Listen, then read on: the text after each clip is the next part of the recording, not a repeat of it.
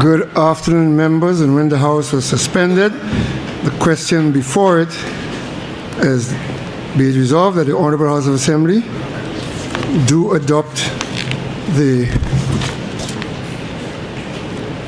report of the Standing Finance Committee on the estimates of revenue and expenditure for the financial year 2026-2027 in the sum of $2,188,765,900 as a charge against the consolidated fund and other funds of the state of St. Lucia.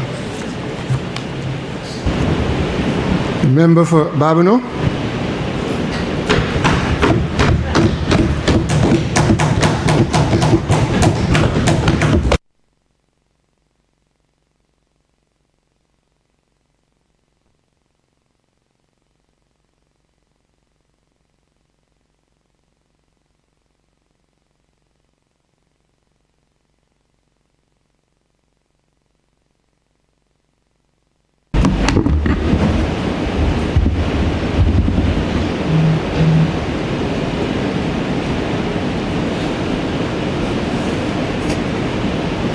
Thank you, Mr. Deputy Speaker.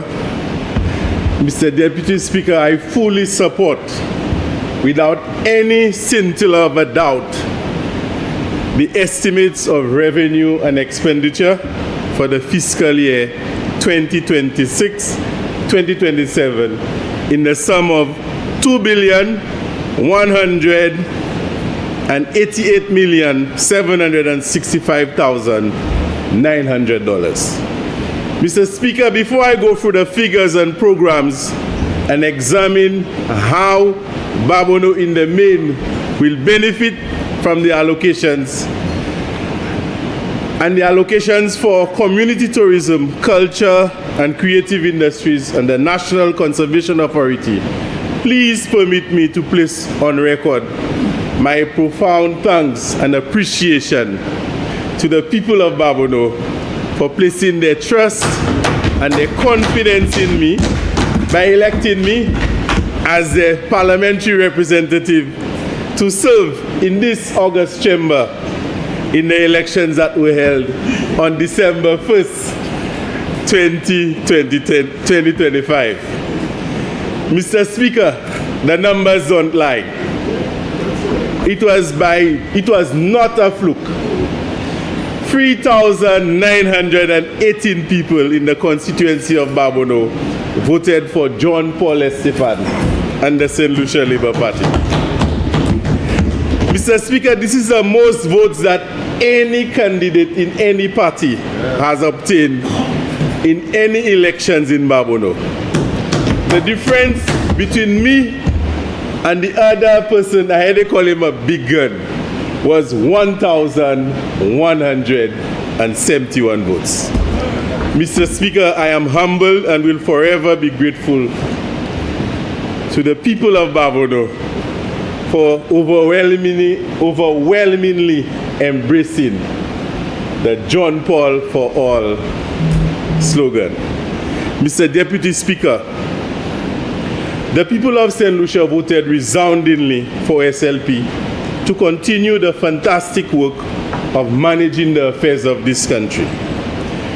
This is a task that we take very, very seriously, and I am certain that our political leader would expect nothing less from each and every one of us. Mr. Deputy Speaker, we are totally committed to ensure that all the people of St. Lucia prosper and we can move forward together. Mr. Deputy Speaker, in furtherance of this commitment to the people of St. Lucia, the Minister of Finance, our venerable and fiscally prudent Prime Minister, has put together the estimates of revenue and expenditure for the fiscal year 2026-2027. In short, we call that a budget. Mr. Deputy Speaker, I am sure you already know that a budget is a financial plan outlining projected income and expenditure over a specified period of time. And individuals, businesses, and governments, they use budget to allocate resources, manage cash flow, and achieve financial goals. Mr. Deputy Speaker, it is recommended that a good personal budget should follow that rule: 50, 30, 20. 50% of the net income should be allocated to needs, like housing, food, and utilities. 30% to entertainment, dining, and traveling, or 20% to savings and debt repayment. A good personal budget, Mr. Deputy Speaker, should be realistic, track all the monies that you make and the expenses that you make, and align with your future goals.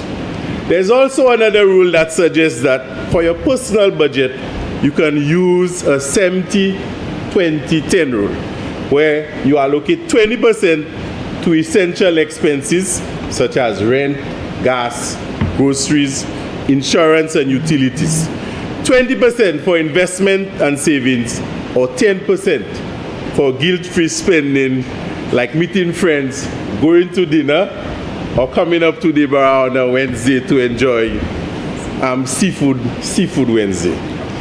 Mr. Deputy Speaker, which of these two rules that you use in managing your personal budget? Mr. Deputy Speaker, unlike a personal budget, there is no single universally adopted rule of thumb for a national budget.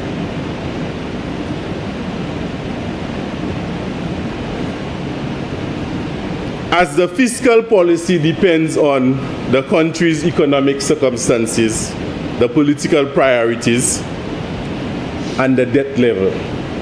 Notwithstanding, there's a key rule that suggests that your recurrent revenue should fully cover your recurrent expenditure to ensure long-term sustainability.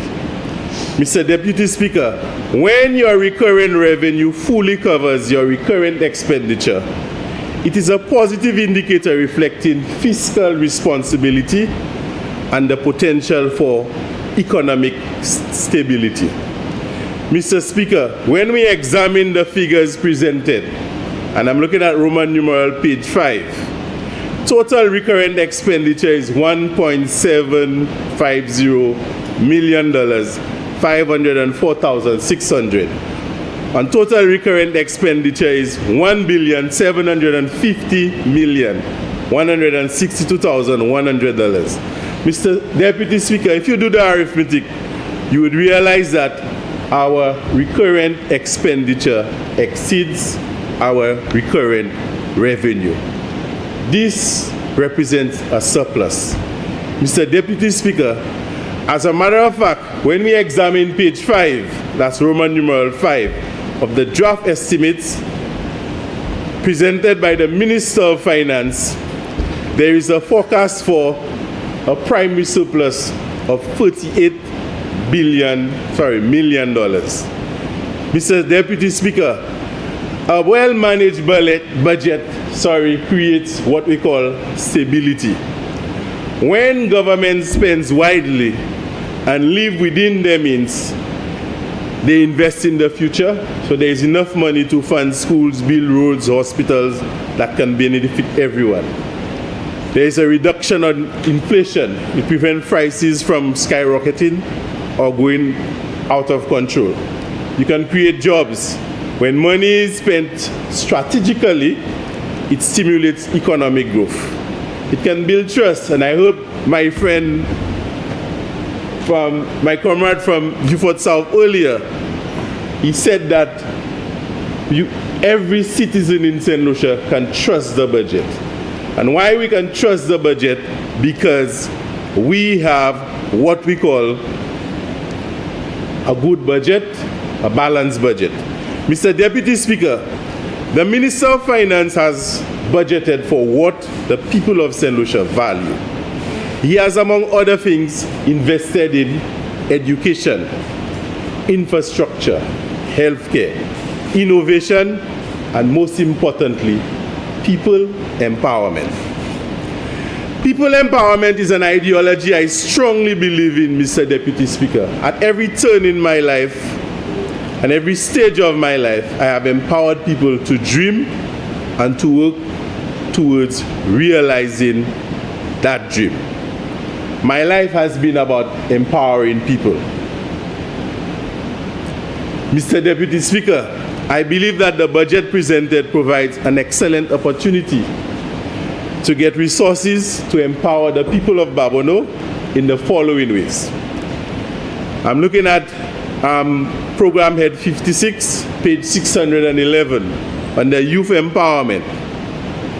I see that 4 million has been allocated, Mr. Deputy Speaker, and I hope that in Babono we can create pathways for young entrepreneurs so that they can take advantage of the grants and the training provided under this program to build their own businesses. Additionally, we plan to develop leadership capacity among the young people in Babono by tapping into the resources under the Youth Leadership Development Program, page 53. Under Youth and Sports, Mr. Deputy Speaker, there is semi-professional cricket and football. And earlier, I heard a member talking about Chozel making it to the Prime Minister's T20 final. Mr. Speaker, let the record show that Babono is the defending champion for the Prime Minister's T20 Cup. And this evening, we are playing Central Castries in the other semi-final to decide who will make it to the finals. All right? So, what you betting?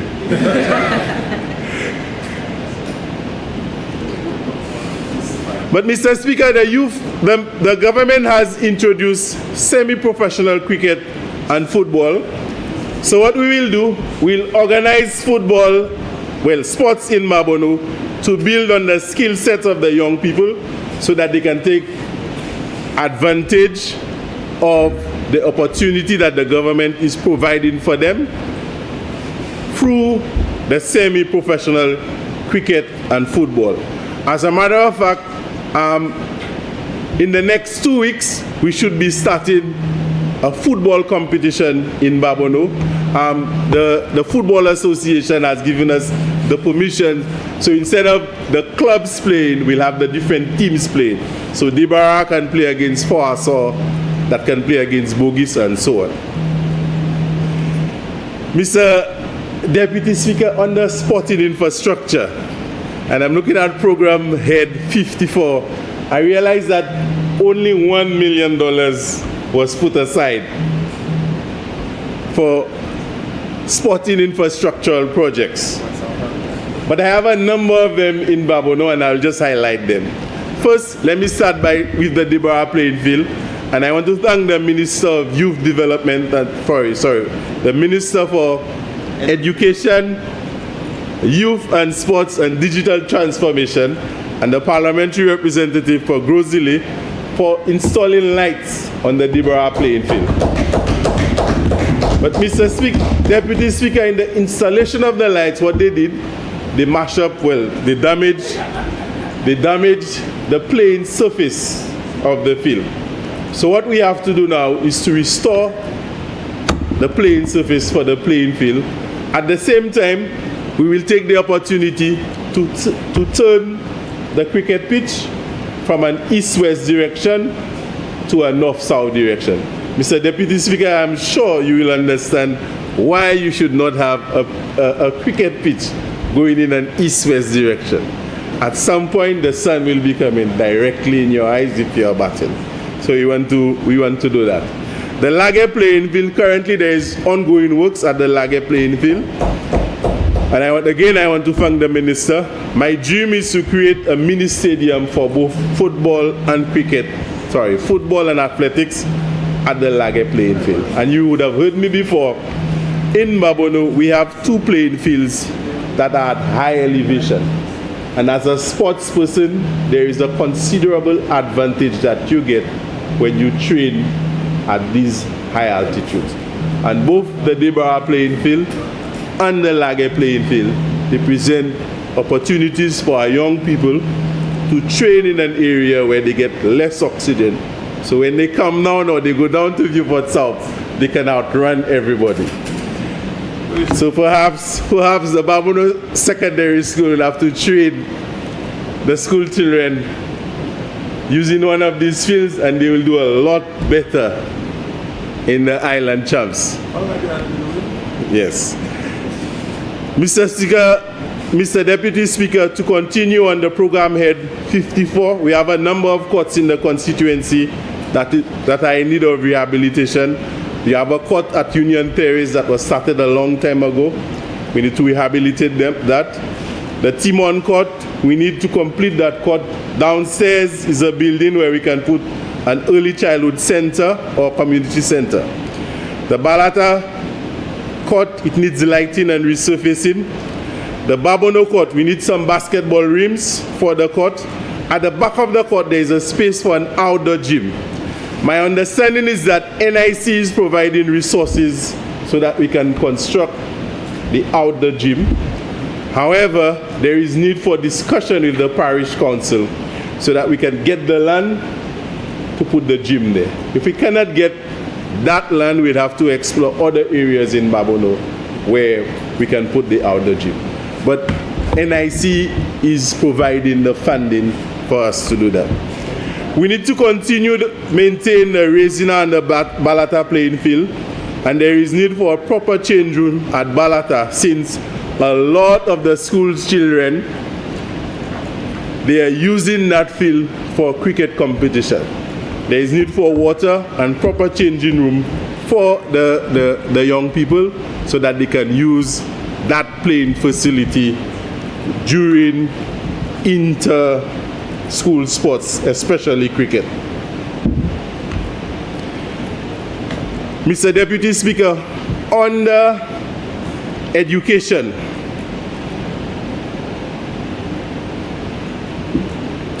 education is transformative for empowering people, and it enables people or individuals in communities to gain self-determination, critical thinking skills, and economic independence.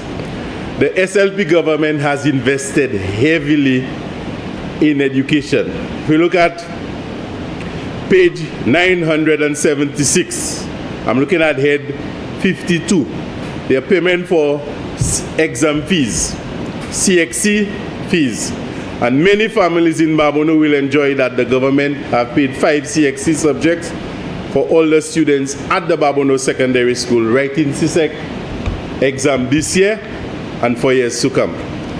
When I look at page 976, there is payment for facilities fees. $2,613,615 have been allocated.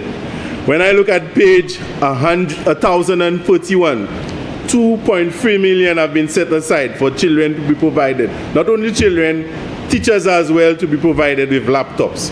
The school feeding program will be expanded, and if we look at page 1043, line 50668, 1 million for the school feeding program. And of course, we have the first generation scholarship where people in Babono, they get to benefit from that. Mr. Deputy Speaker, I continue. Page 477. Again, on the head 52. The government has made provision for universal early childhood education. All early childhood centers in Babono will benefit from this allocation. And in Babono, we have 3 government early childhood centers. Babono Early Childhood Education Center, the Foasa Early Childhood Education Center, the Lage Early Childhood Education Center, and then we have 5 private ones like Happy Kids in Balata, the Balata Preschool, New Generation Preschool, Layoba Early Childhood in Kako, and the Tiny Blessings Preschool in Babono. I would like to suggest that we build an early childhood center in Gara, notwithstanding all the preschools that I've mentioned in Babono. And there's a reason for that. If you look at all the communities in Babono, all of them have an education center, or there's a training center. However, Gara, because of its location, it's about 4-5 miles from all the other schools in the district, and there's a history of truancy in the Gara area. So what we need to do is to tap these young minds from very early and build them up. So that is why I'm suggesting, I'm making the request that we set up an early childhood center in the Gara area. Mr. Deputy Speaker, I turn to page 52 again, sorry, page 1030, under head 52. And I'm looking at major repairs, rehabilitations of schools. I notice there's an allocation of $6,610,021. And I want to request that an access for disabled children be placed at the Foasa Primary School. Rehabilitation work to be done at the Babono Primary School, and the regular maintenance of the field at the front of the Bogis Combined School. Mr. Deputy Speaker, I move to page 100, head 43, rivers and water cost maintenance. Mr. Deputy Speaker, I noticed that $3.5 million have been allocated for the desilting of rivers, ravines, and main drains to allow the flow, so as to mitigate against flooding. Mr. Deputy Speaker, I see among the rivers to be desilted are the Jura River, Gara Balata River, the Maki River, River Talvern, Taiwan Drain, and the Taiwanese Agricultural Pond. I want to applaud the Ministry of Agriculture, and I'm looking forward, the Ministry of Infrastructure, and I'm looking forward to see that program is done in the Babono area. Mr. Deputy Speaker, I turn to head 41. I'm looking at farmers. The Ministry of Agriculture will receive $1,695,000 to enhance diversification and increase crop production in specific crops, thereby reducing the importation level of fruits by about 25%. The crops include cabbage, tomatoes, lettuce, watermelon, cantaloupe or honeydew, bell peppers, corn, dragon fruit, eggplants, and carrot. Farmers from Babono will benefit significantly from this project, and I look forward to them enjoying that project. Mr. Deputy Speaker, I move to program head 51. I'm looking at the elderly. I have begun discussion with the administrator of the estate for Sister Love. I'm hoping that in the not too distant future that the house that she left behind can be transformed into a home for the elderly in Babono. I see that on page 469, there is an allocation for a Sufre Citizen Daycare Center.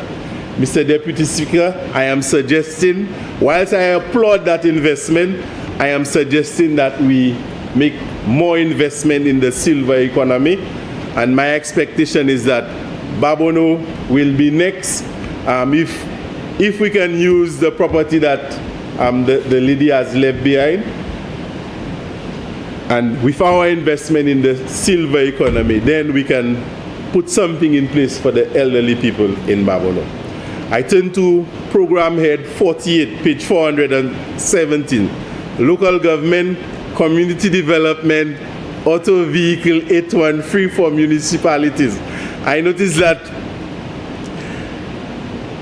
Mr. Deputy Speaker, under this program, I would like to request a vehicle for the elderly people in Babono. That vehicle will be used to get them to the health centers, hospital, and even church or recreation park. Under program 48, page 413, community development services. And we're looking at housing development project. I am excited that many citizens from Babono will benefit from the service lots created under the affordable housing solution. I think that the 1.5 million allocated is money that will be well spent, Mr. Deputy Speaker. I quickly turn to Program Head 48, and we're looking at cemetery expansion. A sum of $2,970,000 have been budgeted for that program, inclusive of the cemeteries to be expanded is the Foaso Cemetery. I am happy to see this, Mr. Deputy Speaker.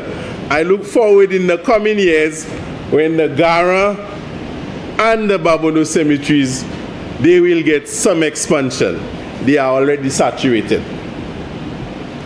Mr. Deputy Speaker, page 971, Constituency Development and People Empowerment. What we will do, we will continue to provide housing assistance, educational support, and assistance, and social support to the people of Babono. I can tell you that every Wednesday when I go to the constituency office, I am inundated with the amount of requests that I get from people, especially those seeking housing assistance.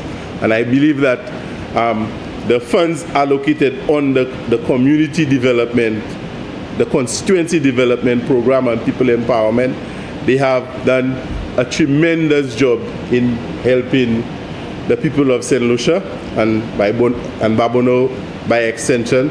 And I want to applaud the Prime Minister.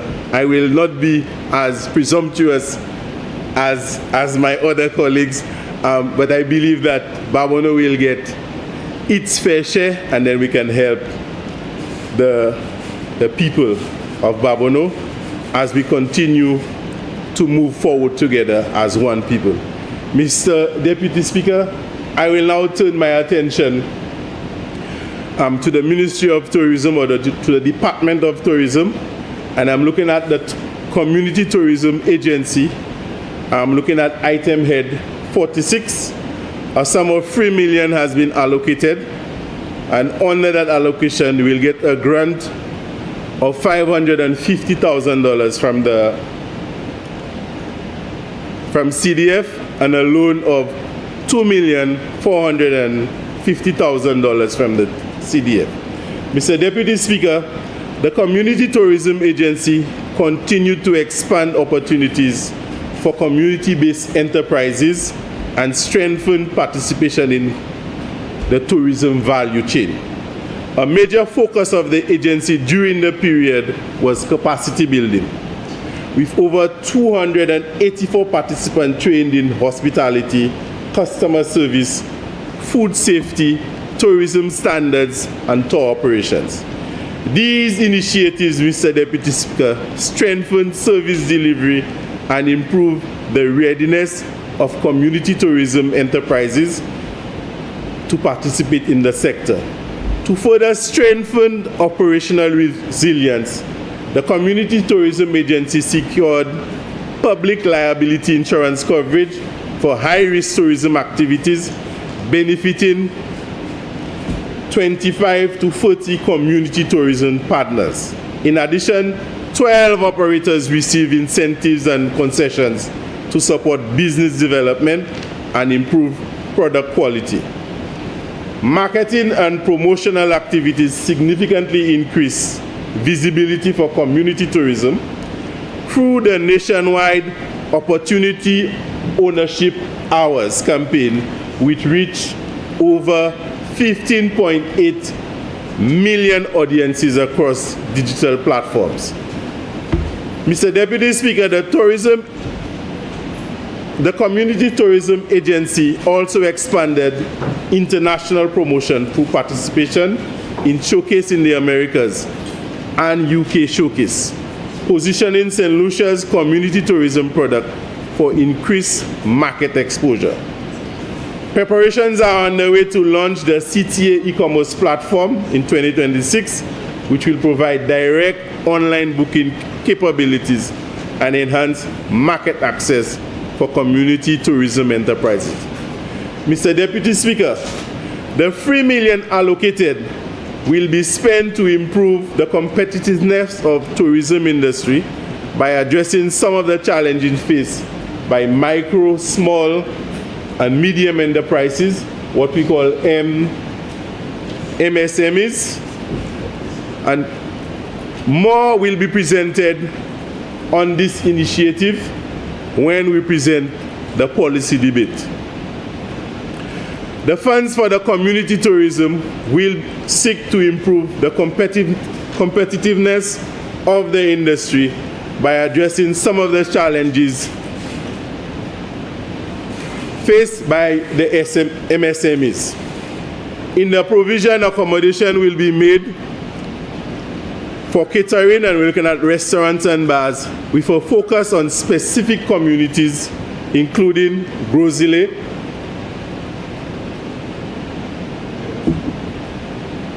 Ancillary and Canaries, Soufrière, Choiseul, Labri, yes, Beaufort, Micoud, Dennery, and of course, Babono.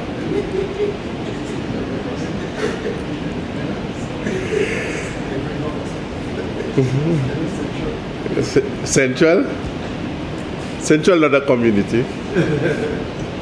Central is the city. Mr. Deputy Speaker, building on the progress achieved by the Community Tourism Agency, we will focus on expanding community participation, strengthen enterprise sustainability, and enhance market access for locally owned tourism businesses. The program will deepen its contribution to inclusive growth by ensuring that more St. Lucians can benefit directly from tourism development. So like I said, we will provide more information when we debate the policy in a couple of weeks.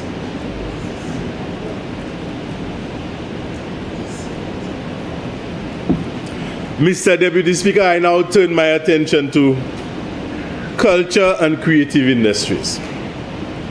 And the total budgeted is $2.6 million, and that represents an increase of $1 million.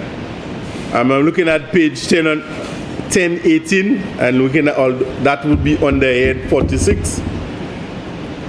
There's a creative grant, $1 million for a creative grant, plus an addition $350,000 that was unused for the creative grant in the previous year.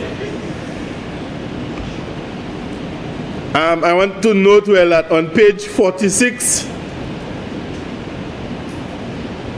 on the head 46, page 974, it is stated there that $250,000 has been allocated for the Ancillary Cultural Center. Mr. Speaker, some of the notable achievements in the orange economy are as follows. Say that again?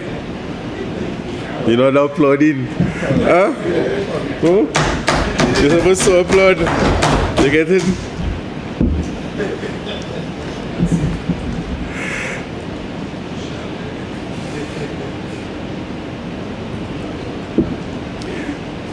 Mr. Deputy Speaker, approximately 107 grants were allocated to support actors in St. Lucia, in the St. Lucia creative sector, offering financial assistance to artists, designers, filmmakers, musicians, and other creative professionals as follows. Approximately 25 small grants were given to support photography, film, music, craft, stage management, pageantry, junior carnival bands, and decor businesses. Approximately 70 community-based performances were supported across various artistic disciplines and cultural activities. 16 grants to advance the audiovisual sector for music and video production. Costuming and artist promotional tours. A publication of the Lucian Calypso magazine was undertaken to support the Folk Research Center. A major initiative within the portfolio is the Creative Economy Grant Fund. And that fund is designed to stimulate innovation and entrepreneurship within the creative sector. The program recorded exceptionally strong national engagement with 982 applications. Now, we had only received $350,000 for that grant, and there were 982 applications. We couldn't come up with a formula device in terms of how we were going to distribute the funds, since we had 982 applicants. So what we are hoping now, with the addition of the $1 million and the $350,000 that we have, we will be better able to engage all the applicants that were made for the Creative Economy Grant. So all those who have applied, then we'll be reaching out to them, and then we'll tell them more, give them more information about the application. Applications span multiple creative disciplines, including music, art and craft, design, film, visual arts, literary arts, and traditional cultural expressions, demonstrating the diversity and growth potential of the St. Lucia creative economy, or what we call the orange economy. There was also the facilitation of the official visit of the President of the Federal Republic of Nigeria and his delegation to St. Lucia in June, on the 28th of June to the 4th of July 2025. Cultural exchange visits to the Federal Republic of Nigeria on the 26th of October to the 11th of November 2025 took place. And Mr. Deputy Speaker, it's important that we build that alliance with Nigeria. I'm not sure if you are aware, but the Nigeria orange economy, it encompasses creative industries like Nollywood. And Nollywood is the second largest sector that employs people in Nigeria. They employ over 300,000 people. And then in terms of the contribution to the Nigeria economy, they contribute almost about $1 billion. So there is a lot of advantage that St. Lucia can obtain by forging that alliance with Nigeria and engaging them as we seek to build an orange economy in St. Lucia. Further achievements made on the culture and creative through the CDF include the continued growth of art and the city as part of St. Lucia Jazz and Arts Festival, celebration of cultural icon Teresa Hall, support for performing arts including dance, calypso, and pageantry.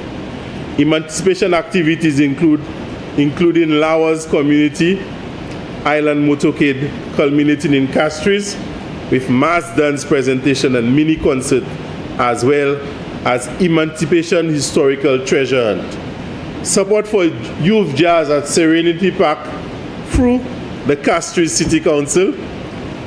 Costume design and building or fabrication workshop with support from the Taiwanese government. Participation in Carifesta, that is 15 in Barbados, including coverage, documentation supported by NTN, and support from St. Lucia's contingent provided by the Ministry of Education, and hosting of National Festival of Lights and the National Carol Festival.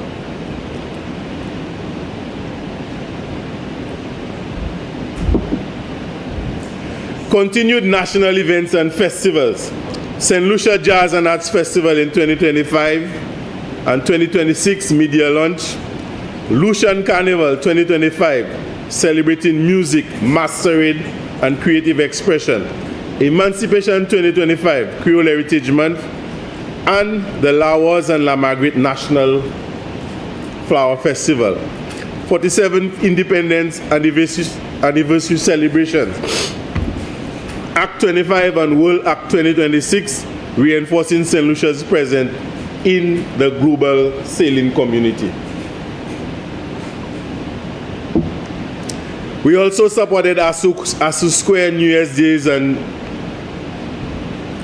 Year's Day and holiday celebration through, again, the Castries City Council.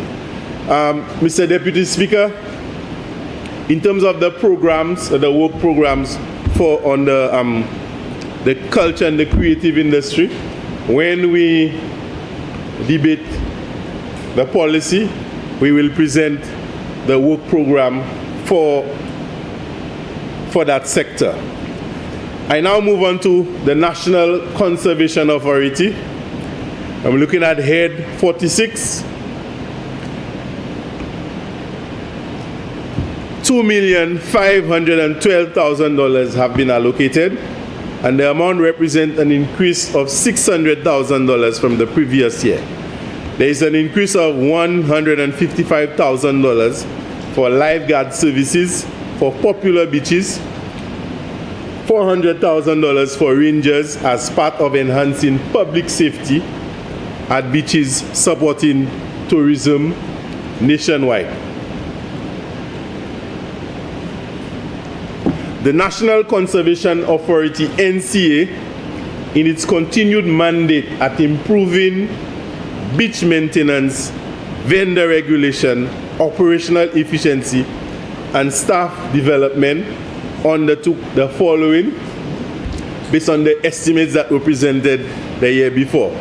Deployment of beach rangers unit at strategic beach locations across the island to enhance visitor safety, strengthen environmental protection, support regulatory enforcement, and address incidents of visitor harassment.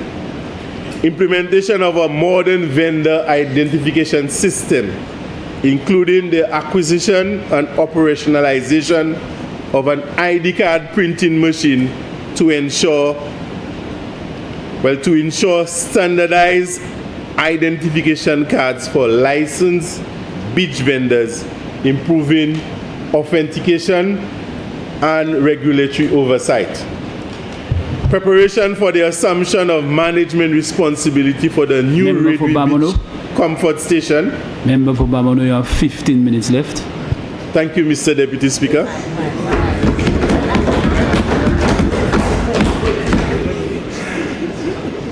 Mr. Deputy Speaker, preparations for the assumption of management responsibility for the new Redwood Beach Comfort Station and vending facilities at the ramp in Grozile, currently being completed by the Ministry of Tourism and scheduled to be transferred to the NCA upon completion. Urgent remedial works at the VG vending facility, including repairs to the sewer system, electrical circuitry, whilst a comprehensive technical assessment is being conducted to guide a broader rehabilitation program.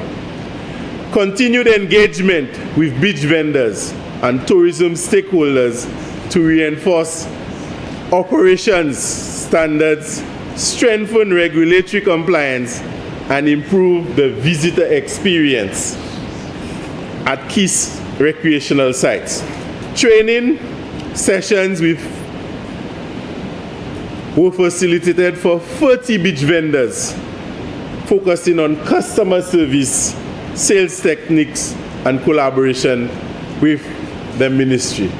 Mr. Speaker, in the policy debate, I will present the work program for the National Conservation Authority. Mr. Speaker, or Mr. Deputy Speaker rather, a good budget isn't about numbers on a spreadsheet. It is about priorities, responsibility, and building a better future. Mr. Deputy Speaker, our government has budgeted wisely, and all the people of St. Lucia, not only Babono, all the people of St. Lucia will benefit.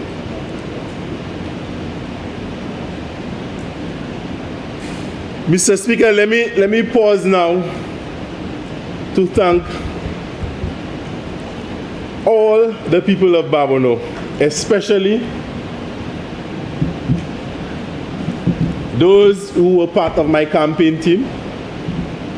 I believe that they did an excellent job in the elections that were held on December 1st, 2025. I don't know, a lot of people did not expect the results that we got, and I don't know why they didn't expect it, Mr. Deputy Speaker. I am one of those individuals. I don't think I am loud, I don't make much noise, but I really do know how to get the job done. I believe the people of Babono, they have done well, and I am grateful for all what is it that they have done. Members of my campaign team, those who are part of the constituency group, helping me achieve some of the programs that we are doing. I want to take the opportunity to recognize those who are involved in the planning of jazz in Babono. I've heard a lot about jazz. To me, Rainforest Jazz used to be one of the more celebrated activities on the island. And on the 3rd of May, let me take the opportunity to invite everyone. Mr. Speaker is not there, but Mr. Deputy Speaker, I don't know if you have been to Babono. Are you one of those going down to Chozel all the time? But if you have not been to Babono, it's an opportunity for you to come and visit Babono. There's a lot that will be happening in Babono. And I suspect the minister, the rep for Castries South, will give some information about the development that is supposed to take place in Maki when he presents, when he makes his presentation. With that said, Mr. Speaker, I, with absolute certainty, support the revenue, well, the estimates of revenue and expenditure for the financial year 2026-2027. I thank you for listening to me, and I thank all members around the table for listening. Thank you, Mr. Deputy Speaker.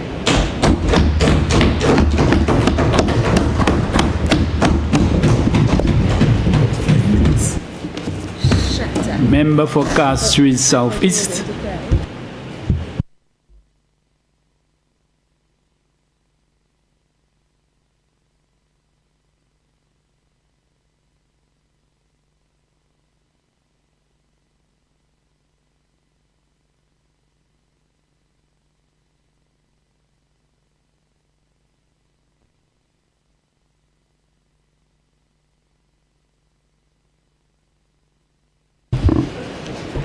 Mr. Deputy Speaker, can you say that one more time, please? Member for Castries Southeast. And it's not a guy. Mr. Speaker, I rise today with conviction, purpose, and an unshakable sense of duty to lend my full support to the estimates of revenue and expenditure for the financial year 2026-2027, so ably presented by the Honorable Prime Minister. But before I proceed, Mr. Deputy, I wish to express my sincere condolences to the Joseph family who lost their loved one in Darfur, the White family in Wavin-Poisson, the Gustav family of Wavin-Poisson and Odsa, who lost one of our home care workers, Miss Mary, and to the family of Miss Celia, who passed away last Friday. She was a janitor at the Odsa Combined School, and whose demise I witnessed while attending a funeral of Miss Mary. Mr. Deputy, I noticed that Miss Celia had collapsed right outside of the church as I was about to enter. And when we called the ambulance, we decided we were not going to wait. We transported her to the Millennium Heights Medical Complex, which was not too far. We went into the church for the funeral and 30 minutes later received a call that she did not make it. Mr. Speaker, Mr. Deputy Speaker, Ms. Celia was a strong supporter of the St. Lucia Labour Party, and she loved her candidate dearly, who she followed from meeting to meeting. I want to also let my family know that they are fondly in my thoughts, and I wish them well as we mourn the passing of our matriarch, my paternal grandmother, the last of my grandparents who just passed away. I want to express my sincere thanks to the staff of the St. Jude Hospital who took care of her in her last days and provided unreserved support to our family. May Mathurin Je-Louis, commonly known as Veve or Bacon, rest in peace as the communities of Cantonment and Forestier mourn her loss. I also want to express thanks to my colleagues for their support, and particularly the MPs of Vieux-Fort South, Labrie, and Vieux-Fort North who visited and supported the family as they knew her very well. Mr. Speaker, today I ground myself in gratitude, and with your permission, I extend my deepest, sincerest, and heartfelt thanks to the resilient and proud people of Castries Southeast, who on December 1st, 2025, entrusted me with a strong and decisive mandate to be their voice in this honorable House. Mr. Speaker, some said that this little girl could never beat that guy. Who she thinks she is? Labour losing that seat for sure. They used to text me those words too, Mr. Speaker. But my political leader said to me that he wanted my platform to be a platform of ideas and not one on Mapui. And despite the young people who you see in the gallery today who were attacked day and night, their names and their families' names mentioned on Facebook Lives and in public meetings, we kept laser focused and worked hard with these same persons and made history in Castries Southeast with a victory never seen before by any St. Lucia Labour Party candidate. And also for the very first time, every single polling division came home to the St. Lucia Labour Party. Mr. Deputy, we in campaign mode. I want to thank the UWP supporters who chose me, the first-time voters who chose me, the independent voters and those who were not entirely sure at first, but took the chance and chose me. And of course, my supporters, the youth, the men, the women of the St. Lucia Labour Party who let their voices be heard and trusted me on December 1st.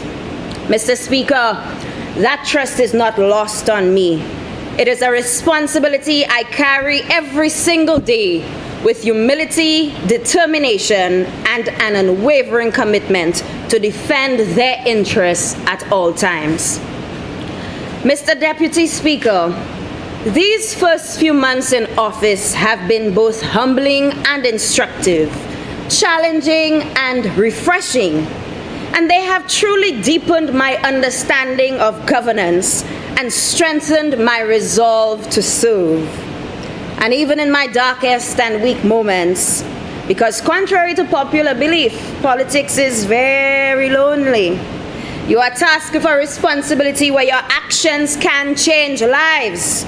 You are confident, a suicide-safe talker, a counselor, a mother, an aunt, a nanny, a teacher, a caregiver, and a form of support to the most vulnerable. Even when the demands are great and the requests are many, the people of Castries Southeast said, Lisa, we voting for. And I will never, ever, ever, ever take that for granted, because I'm constantly reminded of the words of the Honorable Prime Minister at my candidate launch on December 21st, 2025, that once you love the people will give you love in return. And that is what happened when we got that 16-1 margin of victory on December 1st. Mr. Speaker, that love was not theoretical, it was real. It was visible, it was overwhelming. It is the love that carried us to that victory. But let me be clear, we do not and cannot take that victory for granted. We continue to treat it not as a reward, but as a renewed responsibility to deliver, uplift, and transform lives. Mr. Speaker, when I examine the figures contained in this year's estimates, I am compelled to ask how. How does a government inherit an economy in decline and through disciplined leadership transform it into one that records growth year after year after year? How does a prime minister navigate a global pandemic, withstand economic shocks of the Russia-Ukraine war, endure relentless criticism, even from those willing to tarnish our country's name in the international sphere? Mr. Speaker, he was still able to inspire confidence, deliver results, and restore hope. Mr. Speaker, I ask how, but the evidence is clear, and the answer lies in leadership. Good fiscal management and leadership. It lies in vision, it lies in fiscal discipline, and an unyielding commitment to people-centered development. Mr. Speaker, I say without hesitation, fiscal prudence, strength, stability, and compassionate leadership are the hallmarks of the Honorable Philip J. Pierre, a leader who continues to guide this country with clarity, courage, and purpose. Mr. Deputy, this budget is not merely a statement of figures. It is a declaration of intent. It reflects a government that is focused, responsive, and unwavering in its commitment to nourish our people and strengthen our nation as we align with this year's theme of independence. Mr. Speaker, the total budget stands at $2,188,765,900 compared to $2,057,519,900 last year, an increase of $131,246,000, Mr. Speaker. This means we now have more resources for development, greater support for our citizens, and expanded investment across key sectors. Mr. President, Mr. Speaker, I wish to highlight a few important allocations. Mr. Deputy. Mr. Speaker, I wish to highlight a few important allocations under the Office of the Prime Minister, where we see the continuation of the Distress Fund, where $1.2 million has been allocated. Mr. Speaker, I know that the people of Castries Southeast have benefited and continue to benefit. Almost immediately after an election, we saw fires where businesses were consumed in the Lacwa area and on the Bexar Highway. Thanks to the support of this Prime Minister, we are able to see relief for these people through the reinstatement of the Distress Fund.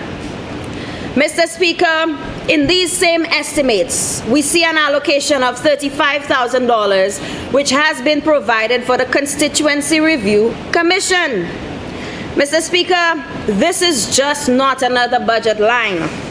This one speaks to me, in my opinion, very loudly to the people of Castries Southeast, because this is a matter of fairness, representation, and justice. As it stands, Mr. Deputy, Castries Southeast is one of the largest constituencies in this country. And with that size comes immense responsibility, but also can result in an undeniable strain. Our communities are vast, our needs are diverse, and the demands on representation are significantly greater than in smaller constituencies. Mr. Speaker, this allocation will present an opportunity for us to finally correct this imbalance in our system. Mr. Speaker, we are also seeing a significant investment in justice reform and modernization. And under Header 32, the Attorney General's Chambers receives or has an allocation of $360,000. Mr. Speaker, I know we will see a revision of our laws, but importantly, every single citizen in our country will be able to access the laws of our country at our fingertips, and I think that is very important. Mr. Speaker, in that same vein, $1.2 million for the Swift Justice Project. Prime Minister spoke of 1,000 cases pending for review, Mr. Speaker. And whilst this was his brainchild and he has provided this support year after year, he understands that access to swift justice is a constitutional right. I am happy that the Prime Minister recognizes that. I speak because of my experience working in the prisons where some of these persons were on remand year after year after year, not seeing a day or the day where their cases will be heard or processed. Mr. Speaker, $960 is allocated for DNA genotyping software to improve forensic accuracy, and this is very important. Mr. Speaker, this is transformative, you know, because citizens have felt delayed or frustrated by the delays in our justice system. If there are cases and genes and DNA is mixed up, you think sometimes these cases are thrown out of court. But when we purchase this software, we are able to clearly say that we are doing our best to ensure that justice is served.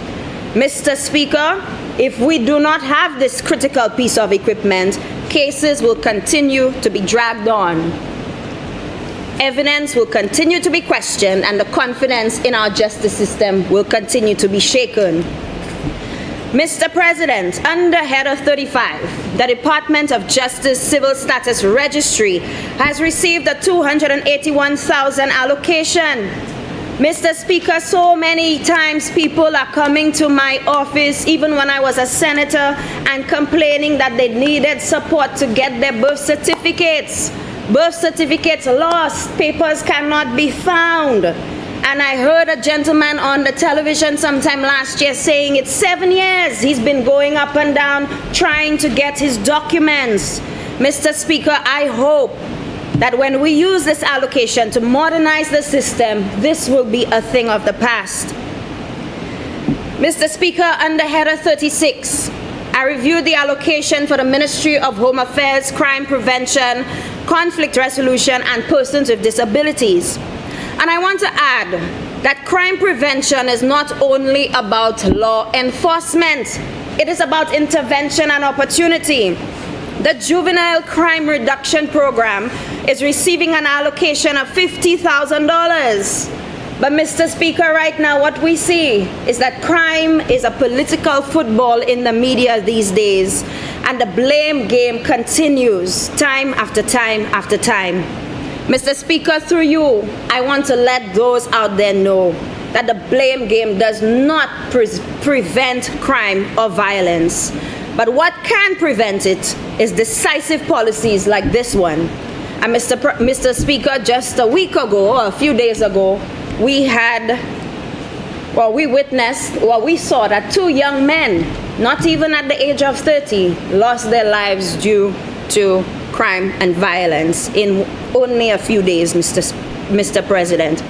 So, Mr. Speaker, so I want to let the member of Mico North, who is also the Minister with responsibility for this department, know that he has my full and unwavering support, where all hands will be on deck to curb crime and violence in Castries Southeast.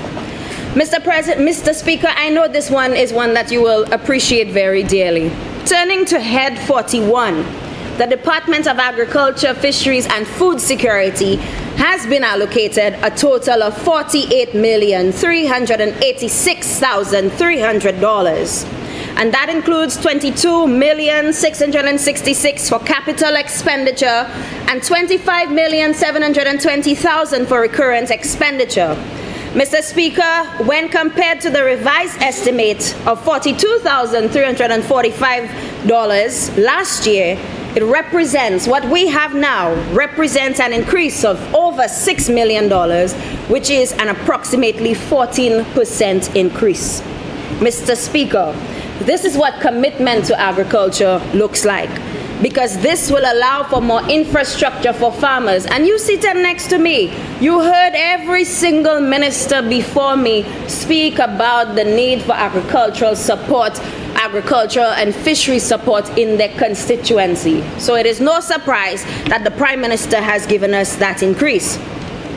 Mr. Speaker, under Header 55, the Department of Sustainable Development is allocated $26,434,000 for recurrent and $2 million, a little over $2 million for capital expenditure, for a total of $28 million, representing more than $1.4 million increase.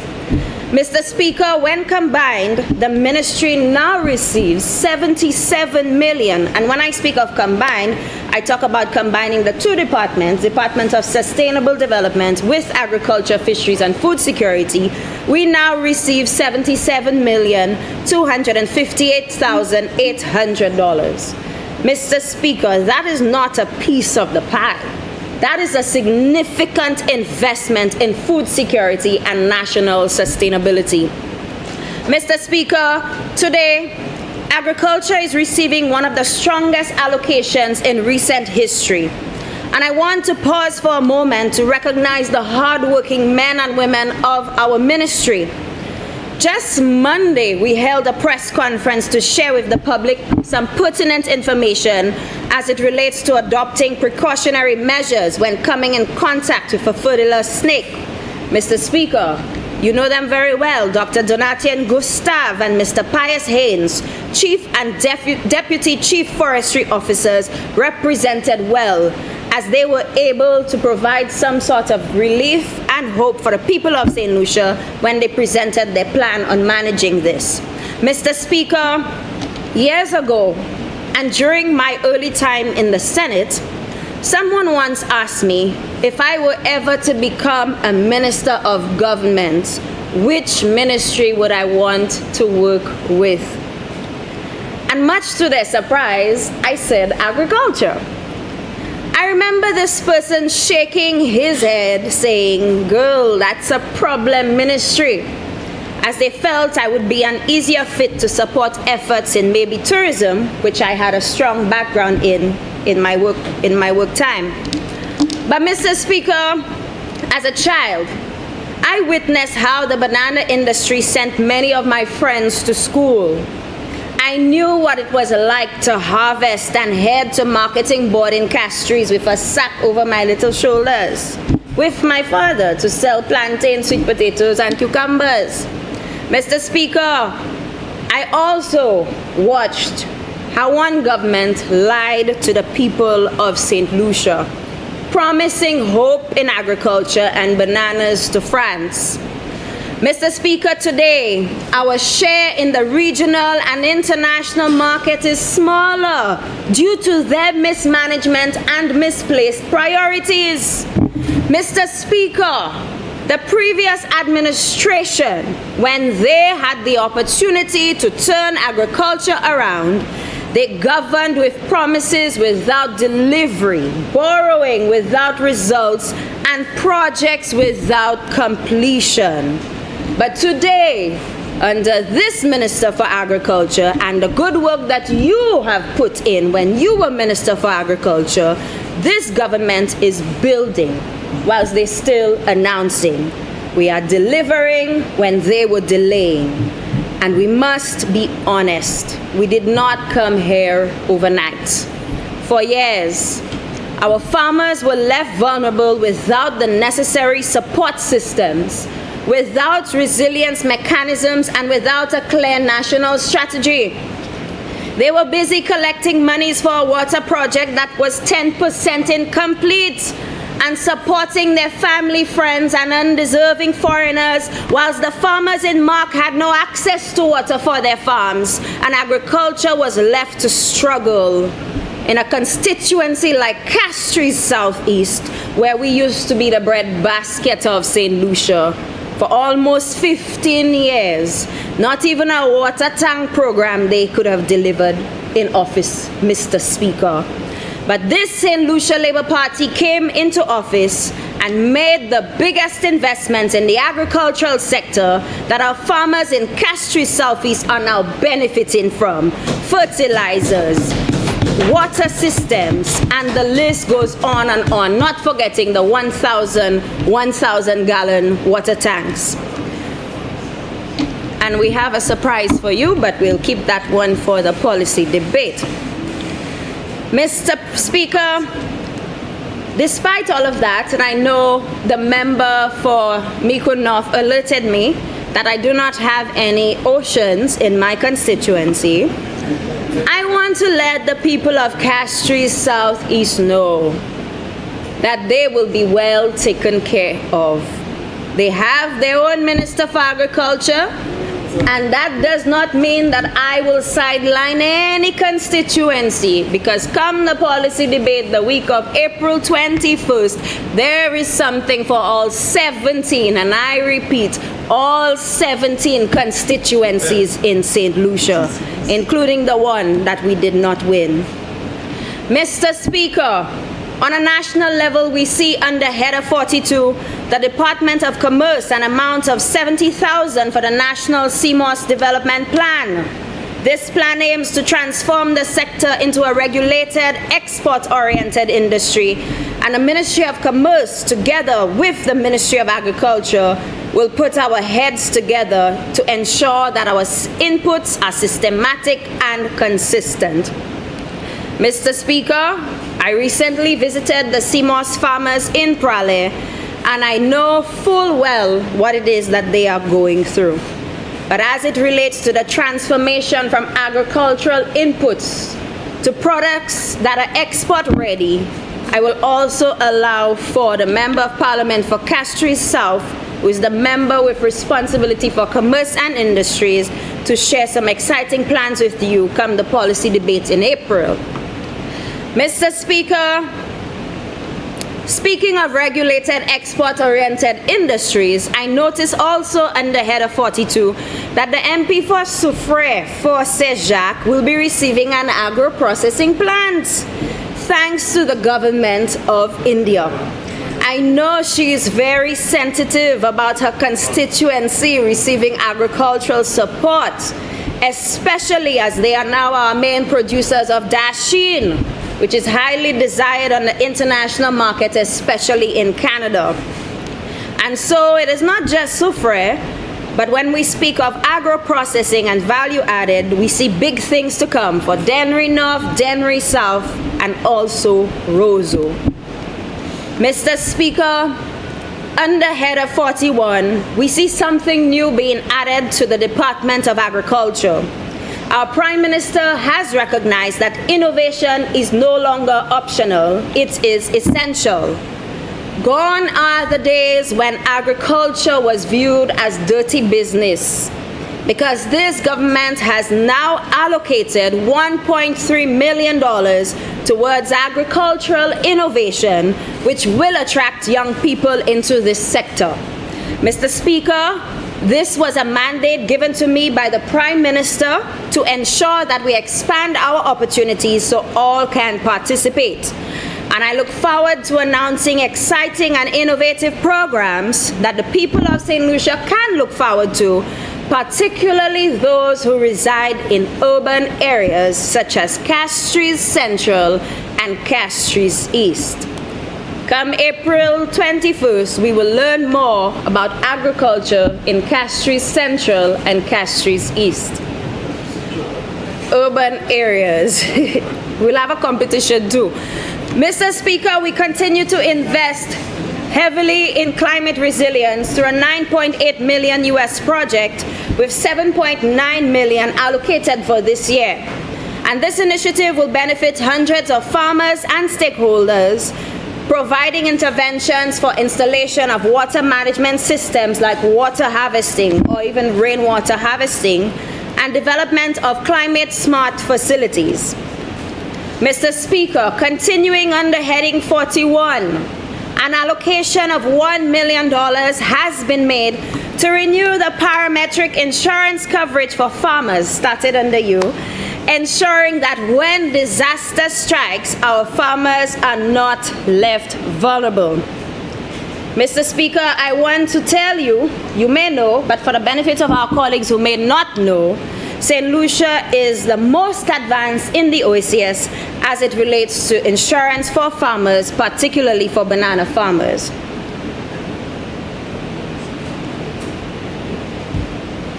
Mr. Speaker, we see an additional $1.7 million allocated to the Banana Management Unit to support disease control inputs, technical support, and farmer advisory services. And out of that, Mr. Speaker, I want to let the people of St. Lucia know through you that we will no longer have to worry about spray oil. What existed in the past is something of the past. And because our Prime Minister understands how valuable or how important it is to preserve what we have in our banana sector, he has ensured that out of that 1.7 million, 650,000 is specifically for acquiring fungicides and mineral oils. Mr. Speaker, I'm sure the member for Mico North is hearing my voice, because I want to touch briefly on fisheries. Mr. Speaker, he did say, and he was right, that 800,000 has been allocated for rehabilitation of landing sites. I want to also let the people of St. Lucia know, and just as my colleague, the MP for Vieux Fort South mentioned, major upgrades have been completed across Vieux Fort, Savins Bay, Labrie, and Gros Islet, and I will just highlight a few. The pavement of the Vieux Fort Fishing Complex grounds started since we came into office. Repairs and upgrades to the canteen building at Vieux Fort Fishing Complex, that continues. Repairs and upgrades to the Department of Fisheries Administration building in Vieux Fort. It seems it's Vieux Fort that, anyways. Painting of locker rooms at Vieux Fort Fishing Complex, currently underway. Savins Bay jetty repairs. The member is smiling. But I will pause and turn my attention to the rehabilitation of the Labrie Fishers Market. The people of Labrie can no longer feel ignored, Honorable Member, as this project continues. Because I am not the minister only for agriculture for my constituency, but I will be a minister of agriculture for all constituencies. And as we speak, we are finalizing our arrangements for the work to commence on the Fishers' locker rooms in Labrie. Mr. Speaker, we are also undergoing rehabilitative works at our fisheries complex in Sanssouci.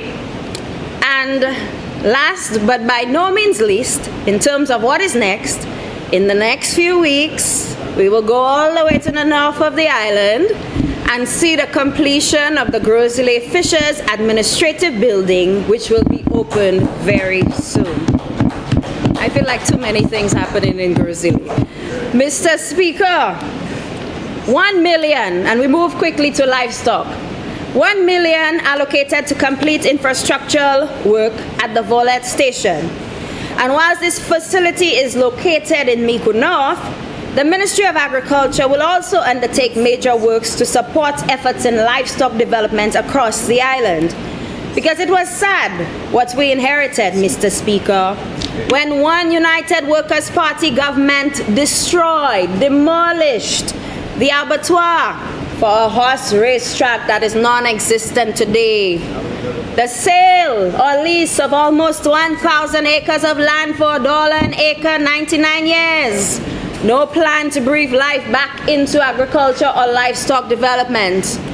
And Mr. Speaker, in as much as Castries Southeast was on the other side of the island, My constituents felt the pain of this because almost 90% of the island's butchers are from Castries Southeast.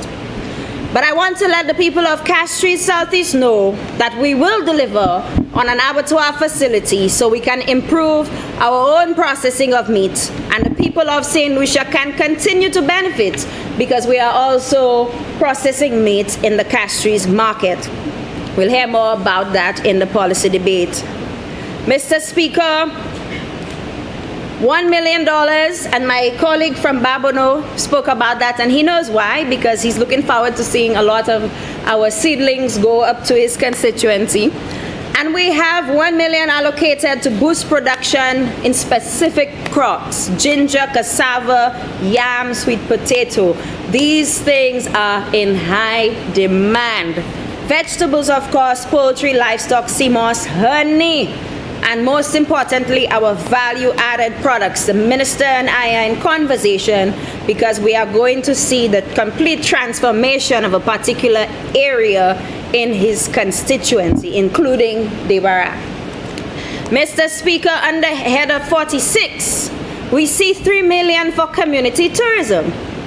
Mr. Speaker, I must say that I have been rather impressed with the support given to constituencies since the inception of this program under the guidance of the Minister of Tourism. And I want to share that the Forestry and Nature Trail Agreement has been finalized, where we'll now move into a partnership with someone from the community. More will be shared later. Mr. Speaker, Forestier is home to Peter Flaw, named after a woman who fought for freedom of slaves. It offers a beautiful nature trail and Peter hike with a 360 view. Mr. Tourism, I know you're hearing me. A 360 view of Babono, Grosile, Bexar, and Dennery. Mr. Speaker, there is tremendous opportunity to use this location to supplement even our tours from the cruise ships. Also, we've spoken of bird watching in Sandy Fe, and we are working very quickly to begin that program. But I want to just ask the Minister for Tourism to keep us in mind as we share some very close boundaries. And I'm thinking of the community of Lacqua.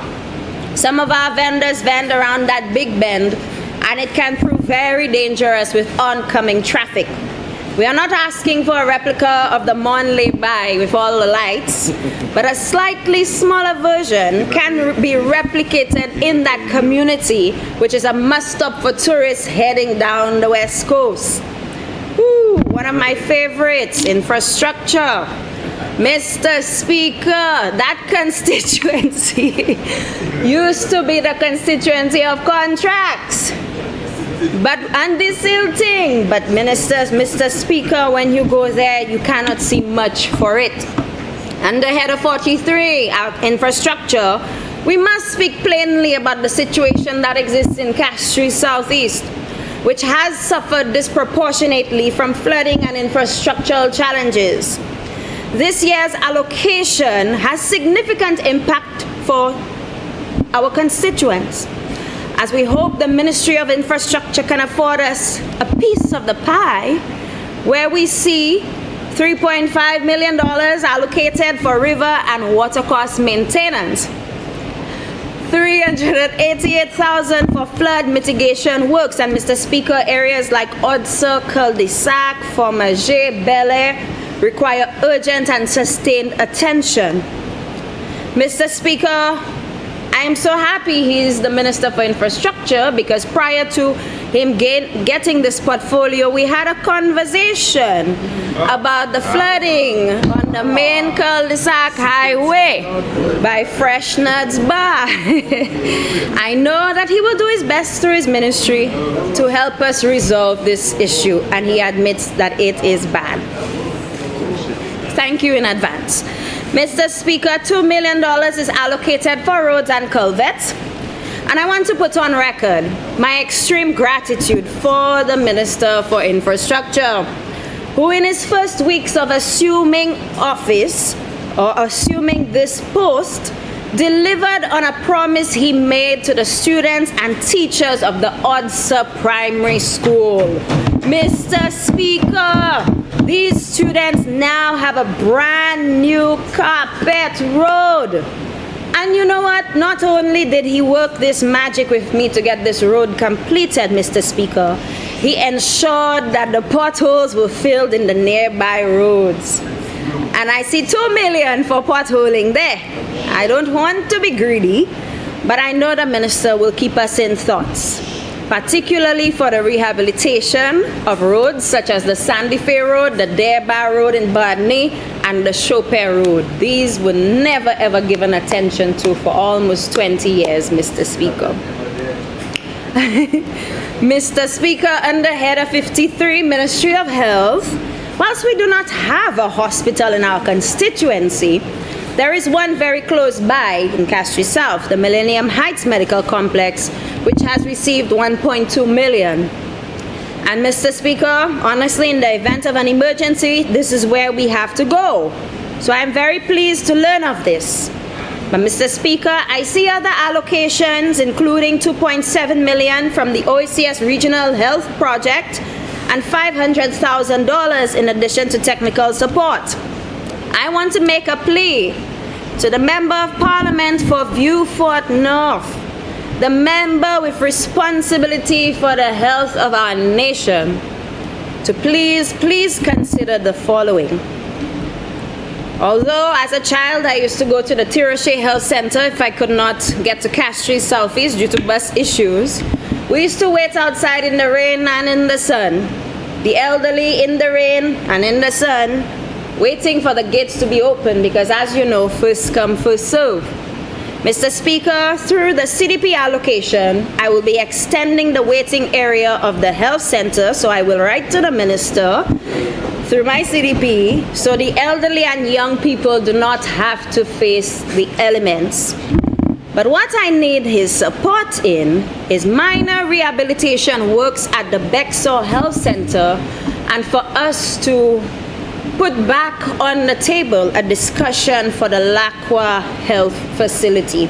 I know it's on the other side of the road, but it is very dangerous when the bus stops that the elderly crosses the road. It is literally on the road. I know there was a discussion to relocate it, but the people of Castries Southeast promised that they would be patient, and I'm making a special plea for us to put this one back on the table.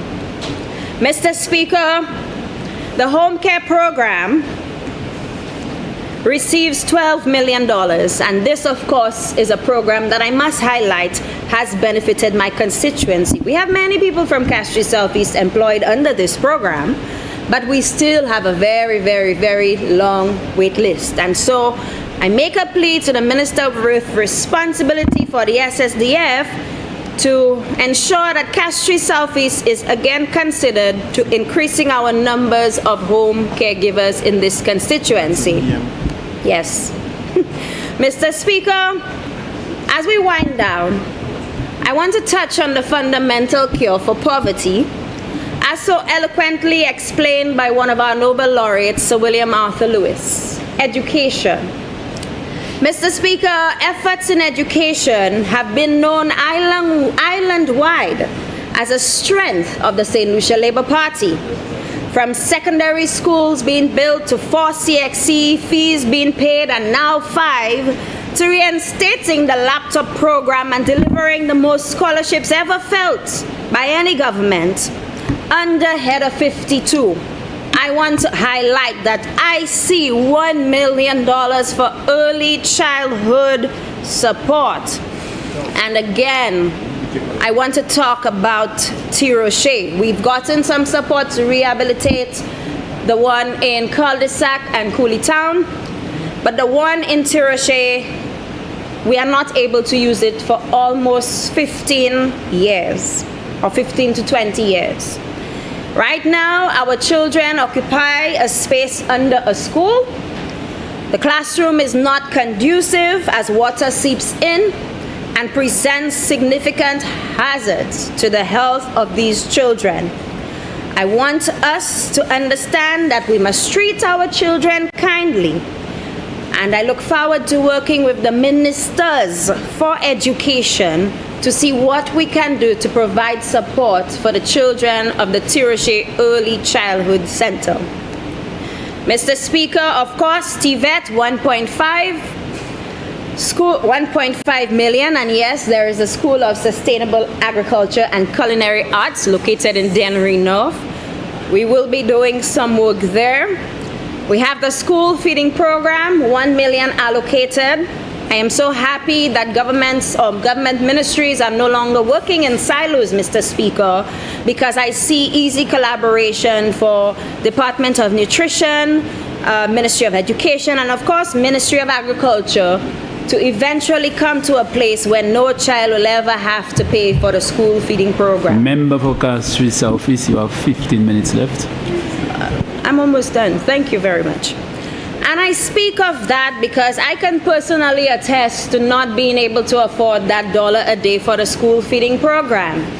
And Mr. Speaker, can you believe in 2026, up till last week, Wednesday, I received a request to pay for that same $1 a day for a child. Mr. Speaker, we must continue to put our heads together to ensure that no child ever has to go to school hungry. And I will make it my mission with that department that I've been tasked with, Ministry of Agriculture, to support the Ministers for Education and the Minister for Health and Nutrition so we can put an end to this. Mr. Speaker, Head of 54, Ministry of Youth Development and Sports, I'm not coming for you. I want to publicly thank him through you, Mr. Speaker. I want to publicly thank the Minister, a national sportsman, one who knows that my constituency, let me tell you why, one who knows that my constituency once produced the most national athletes across various disciplines. I want to thank him for his efforts in supporting the rehabilitation of sporting facilities in Castries Southeast. Mr. Speaker, his timely intervention ensured that lights have now been installed on the Forestier playing field. I want to say that again. Timely intervention, I wasn't even minister yet, has ensured that lights have now been installed on the Forestier playing field and the grass has been planted. Mr. Speaker, very soon the children of Forestier, Tiroche, Bexar will not have to travel to a different constituency because that is what they did to host school sports day. Can you imagine a child from Forestier waking up extra early to get the bus so they could go to Dennery? Thanks to Dennery, we were able to use their facilities. But it was obviously a burden on parents, transportation costs, etc., etc. Right now, and very soon, we will be having our own functioning facility, and we welcome neighboring constituencies like Babono and Castries Southeast when we officially turn on the lights in Forestier. Mr. Speaker, of course, we still have more work to do. The Tiroche Court, the Bad Chaussee Court, the Wavin-Poisson Court, lights on the Odsa playing field, rehabilitating the Sarot Court, the Cul-de-sac playing field, which was once home to the Jawahiri Community Shield, a football tournament that was started before COVID by yours truly. And of course, the long-awaited sporting facilities to Tuapito and Cooley Town, Mr. Speaker. These two communities, in fact, have never turned their backs on the St. Lucia Labour Party, and I want to take this opportunity to thank them for their patience thus far as we endeavor to deliver on those sporting facilities this year. Mr. Speaker, as I close, I want to thank immensely the Honorable Prime Minister who gave me an opportunity to serve in the Senate as opposition and government senator, to serve as the communications director for the St. Lucia Labour Party, for endorsing me as his candidate in the 2021 general election, and for giving me a hard ministry. A ministry that is the fabric of who we are, the foundation upon which our country was built. A ministry that takes up a significant portion of our national security, which is our food security, and for trusting me to deliver in boots and in heels to transform this sector and produce the results that we need. Mr. Speaker, we are fixing what they failed to deliver. And the difference between this government and the opposition when they were in government is that they managed decline, we engineered growth. They made promises, we delivered results. They left gaps, but we are closing them. And we are closing this gap with this dramatic increase in the allocation for the people of St. Lucia across all 17 constituencies. Mr. Speaker, with these few words, let me state that I, through the people of Castries Southeast, fully support the figures presented in this year's estimates of revenue and expenditure, as we see clear indications that our government is not standing still, but moving St. Lucia forward with intention, compassion, and strength. All will feel the impact of good governance under Honorable Philip J. Pierre. Thank you, Mr. Speaker.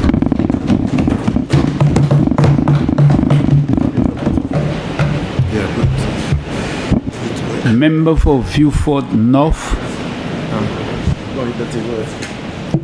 So.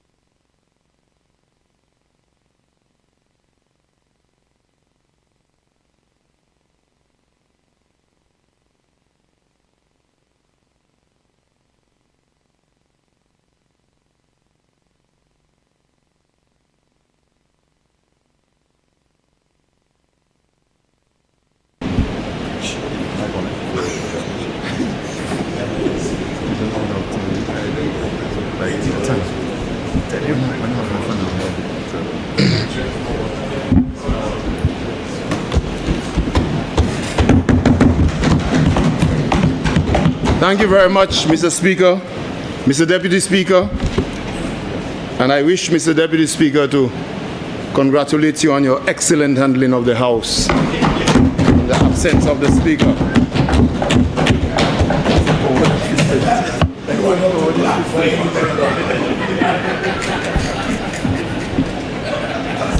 Mr. Speaker, I want to start by thanking in a very special way all of the people who worked with me during the campaign of 2025 to cause me to return to the House to represent the people of Vieux-Fort North. I want to thank the Holy Spirit. I want to thank God.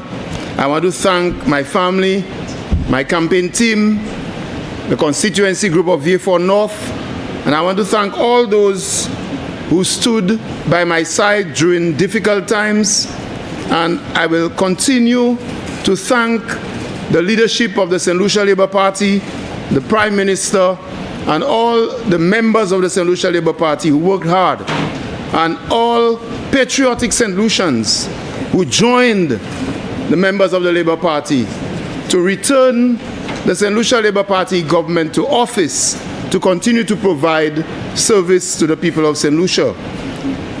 Mr. Deputy Speaker, I am reminded of the manifesto Moving Forward Together.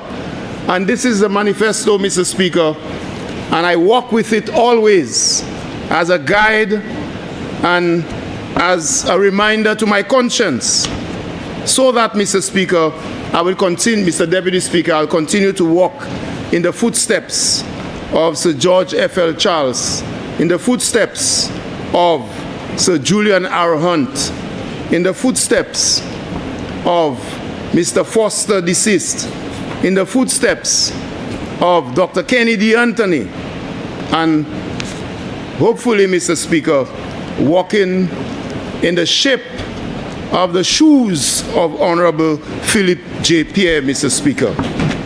So, Mr. Speaker, today, my presentation on the estimates of revenue and expenditure is focused on the deliverables in the manifesto. And you can see very clearly, Mr. Speaker, Mr. Deputy Speaker, that The Prime Minister and Minister for Finance has not swayed at all from our promise. Our promise to put people first, and our promise to ensure that despite our economic challenges, we will continue to put people first.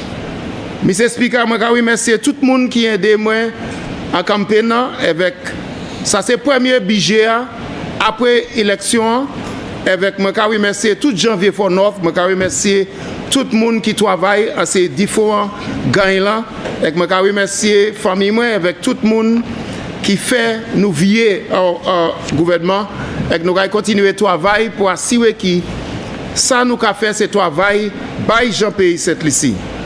So I stand to support, Mr. Speaker, the report of the Standing Finance Committee on the estimates of revenue and expenditure for the financial year 2026-27 in the sum of $2,188,765,900. Mr. Speaker, I wish to continue my presentation by focusing on the elements of the estimates and how the elements of the estimates and to tie the elements to the constituency of V4 North. I also want, Mr. Speaker, in a few instances to speak about performance. I want to speak about the various departments of the Ministry of Health, Wellness and Nutrition, and I want to show you, Mr. Speaker, how some items in the estimates relate to the ministry which I have responsibility for. I wish to thank the Prime Minister again on this occasion for entrusting me with the responsibility of the Ministry of Health, Wellness and Nutrition. And I pledge, Mr. Speaker, since this is our first estimates debate, I pledge to do my best to ensure that we move the ministry forward and we move the health sector forward. Before I continue, I wish, Mr. Speaker, to congratulate the Viewfort Comprehensive Secondary School on their immaculate performance at the Island Champs, Mr. Speaker. I say so, Mr. Speaker, with a little glee, not that I want to compare myself to the member for Grosile at all, but Mr. Speaker, I was the vice captain of Walcott House, and also, Mr. Speaker, just for the elucidation of the member for Grosile, I did run the 100, 200, and 4x1, Mr. Speaker.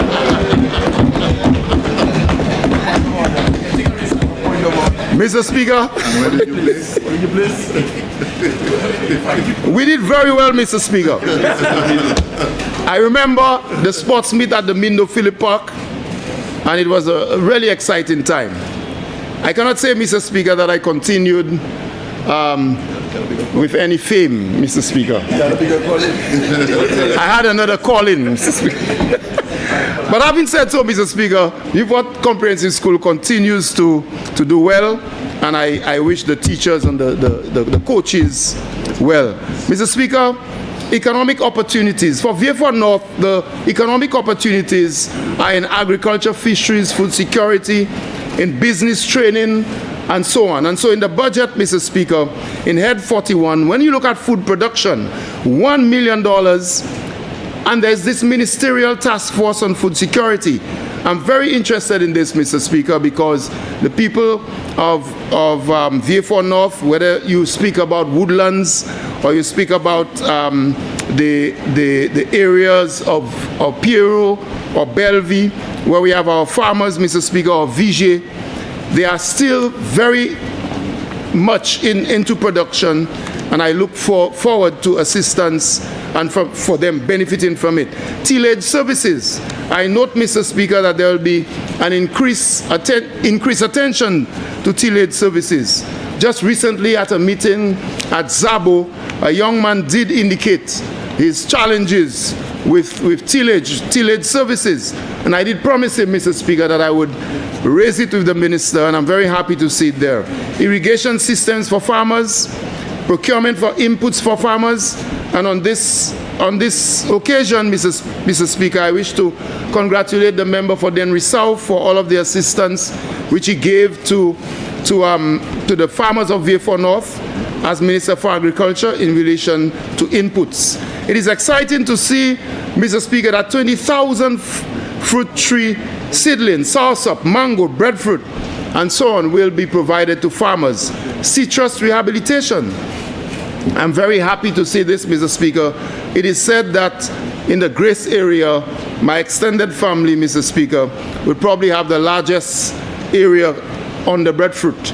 And I'm very happy to see when breadfruit is given prominence. If you look at what's happening in Jamaica and in Barbados, breadfruit seems to be a crop which is having a resurgence in the Caribbean. Mr. Speaker, repairs to fish landing facilities. And the minister, member for Cashew Southeast, did mention the Servants Bay fish landing facility. Some work started before the general elections. $82,000, a contract has been awarded, and I'm hoping that we can complete the repairs to the fish landing facility. We have had some at least one unfortunate incident there, and I'm hoping that we can quickly repair. Farmers, CMOS farmers will benefit from that repair. The Fish Adapt project, $2.318 million, Mr. Speaker, which will promote resilient and sustainable fishery practices, fads, and so on. I'm looking forward to it. Through the CDP, Mr. Speaker, I've caused much material to be purchased, and very soon we are going to release a fad on behalf of the fishers of VA4 North. So I'm very interested in that. Head 42, the Department of Commerce. Again, I'm speaking to economic opportunities for the people of VA4 North. Mr. Speaker, young entrepreneurs, the Young Entrepreneurs in Action program, and Mr. Speaker, there are many young entrepreneurs in VA4 North, and I'm happy to see Caribbean Technological Consultancy Services, online workshops for entrepreneurs, the MSME grant scheme, $1.3 million. We know that there were some challenges, Mr. Speaker, and I'm hoping that those challenges can be dealt with as quickly as possible. Mr. Speaker, the people are looking forward to the resolution of those challenges, the MSME, with more of them being interested, Mr. Speaker. Mr. Speaker, micro businesses in VA4 North. We have spent a lot of time discussing and encouraging young people to enter micro businesses, Mr. Speaker. And Mr. Speaker, I have publicly indicated before that over a 9-year period, through efforts supported by the government of Taiwan and also the government of St. Lucia, I have caused many micro business people in St. Lucia to receive equipment and to receive training, and I'm very happy to see more support for micro businesses. There are lots of young people in VA4 North, Ruben Perville, Merkley Isidore with barber shops and so on, Al Charles with landscaping. There are a number of young people in VA4 North who have benefited from the micro business assistance program, and just last week we made some contributions to even more. Mr. Speaker, we have National CMOS Development Plan, and I'm very happy to see this under the Ministry of Agriculture. There's a consultancy to develop a national CMOS plan, and again, the people in my constituency will benefit. There are a number of individuals from VA4 North, from the Kako area, who are business people in the CMOS industry, like Rena, Davidson Francis, and so on. You have Vernes Joseph and Johnson Sentemi, a farmer, but helps with transportation for people in fisheries and CMOS. Mr. Speaker, Head 43, Ministry of Infrastructure, Ports and Energy. bridges and culverts. There is an allocation for bridges and culverts, and our needs in Vieux-Fort North in these areas are well known.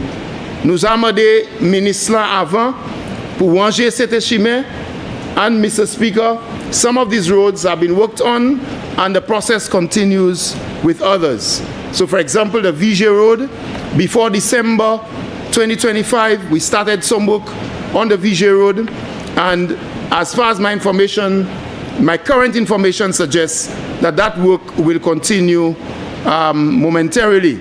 The Hope Estate Road, Bamboo Road, the Woodlands Road, these are very, very important to us, and especially in the economic environment where we are going to have some problems, Mr. Speaker. Hoping it doesn't happen, but based on what's happening in the wider world, if we are having challenges, all of these roads will help in the economic recovery of our country and also our constituency, because many of these roads lead to farming areas, and many of them are in a deplorable state, and we really need to continue the project that we started. When the government of St. Lucia, headed by Prime Minister Philip J. Pierre, promises you something, you can rest assured, Mr. Speaker, that it will happen. This is the history of this government, and this is the history of Honorable Philip J. Pierre. So we are not into election gimmick. I'll repeat, we are not into election gimmick. So people who try to throw our people off after 3 months by beginning to drum the drum roll of gimmicks, and I hear it in other constituencies, this is a government that delivers, and we are continuing to deliver. Mr. Speaker, Head 43, rivers and water cost maintenance, the Opicon, Plout, Joye, and Hope Estate areas have always been problematic, and especially as we come into the hurricane season, we know, and I know based on discussions with the Minister for Infrastructure, that some work will happen in these areas. So especially the residents of Larry Tuet, Fonjoye, and these areas, canals, we know we have problems with flooding whenever we have heavy rain, and the Minister for Infrastructure, we have had discussions, and we are looking forward to some work in these areas. When it comes to roads, Mr. Speaker, our quest for roads is well known and on the record.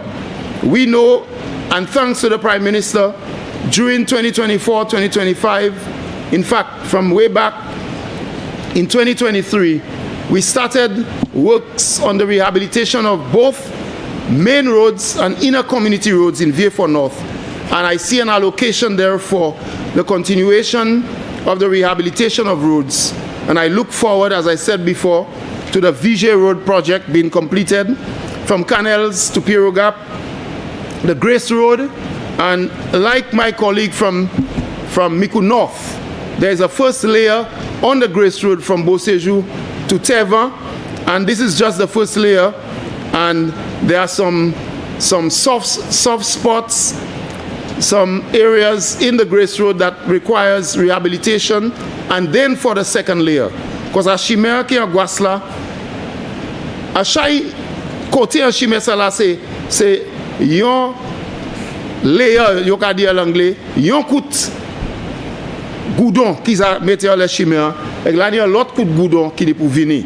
Comme ça chimère ça là qui venir goudon, chimère ça là qui venir. And I'm very pleased, and in the policy debate we will continue on these roads. But the Bamboo and Hope Estate roads, again, very, very important. Bamboo and Hope Estate roads, very important. And we have seen plans to begin with the drains in these areas so that we can provide some relief.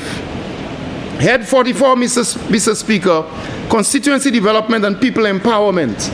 It is interesting, Mr. Speaker, to see where this department falls under the Prime Minister. And I was at the swearing-in ceremony when the Prime Minister's portfolios were announced, and there was a loud gasp when they heard constituency development and people empowerment. Somebody sitting not too far from me and said, "This Prime Minister really serious, boy? constituency. And I'm very pleased, Mr. Speaker, when I see Education Assistance Program, $1.9 million. The people of Vieux-Fort North will recall that our bursary program is always very active. Every year, about 400 people from Vieux-Fort North benefit from the bursary assistance program. And I see an allocation there to assist. Hope, Mr. Speaker, 2.7 million. Very important. Could recently see our boys matter. Very, very important in the whole scheme of things as we try to re-engineer our society around what's important and what values we must continue to promote. Ayanola Council for the Advancement of Rastafari got some assistance in the budget, Mr. Speaker, very important.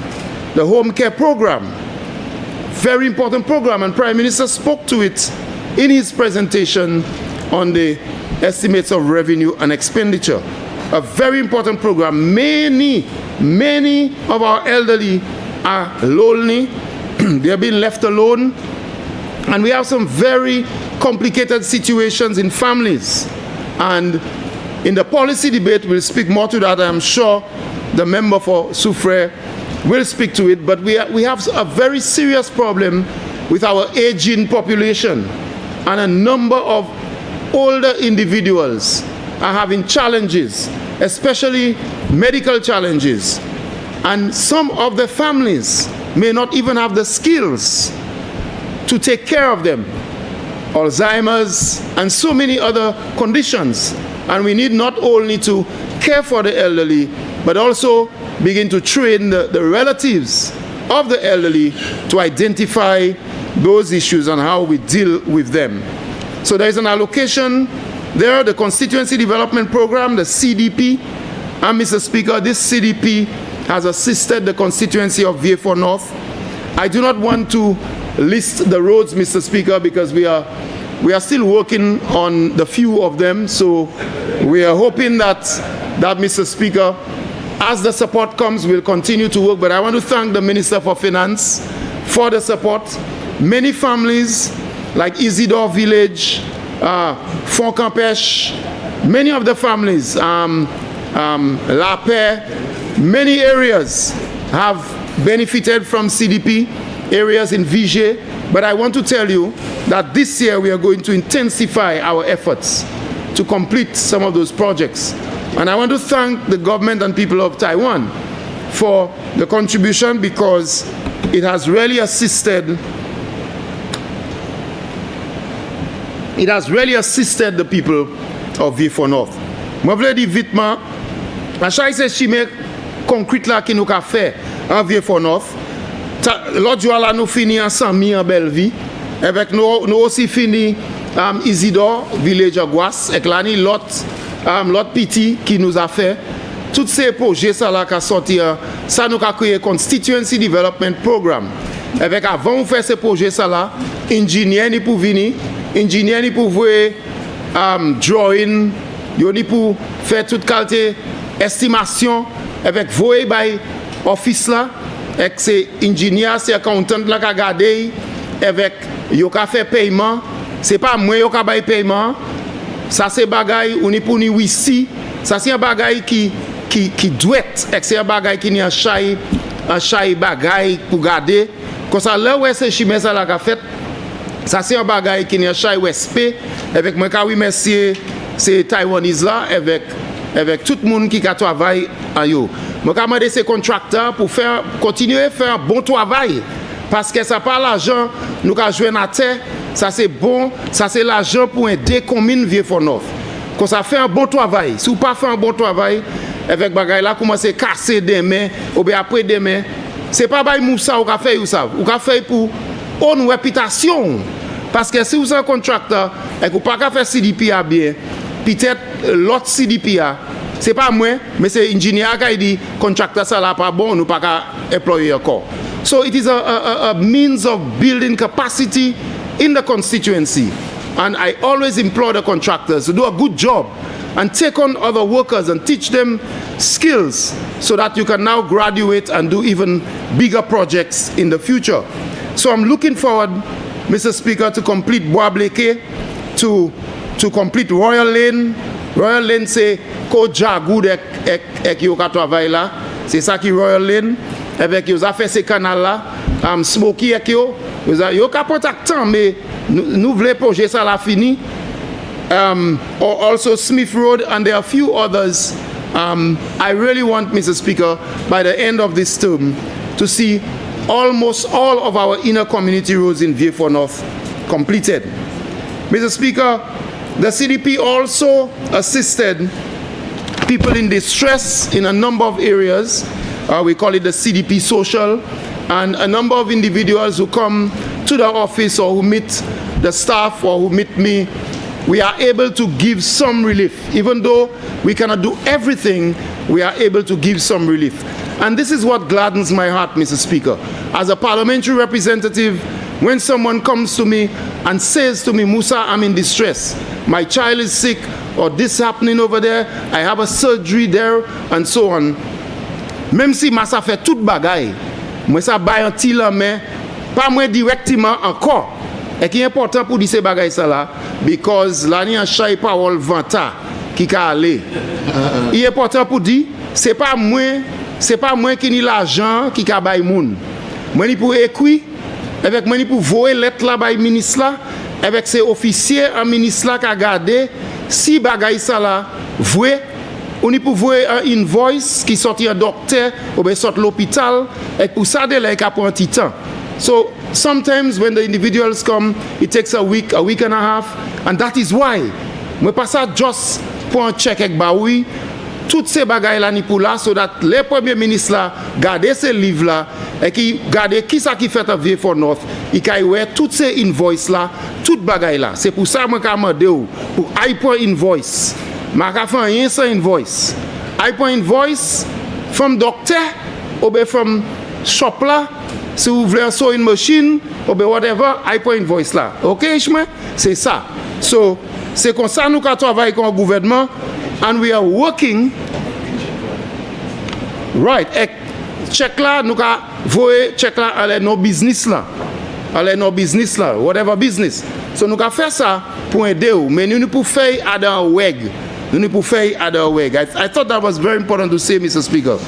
Mr. Speaker, Head 46, Tourism, Investment and Creative Industries.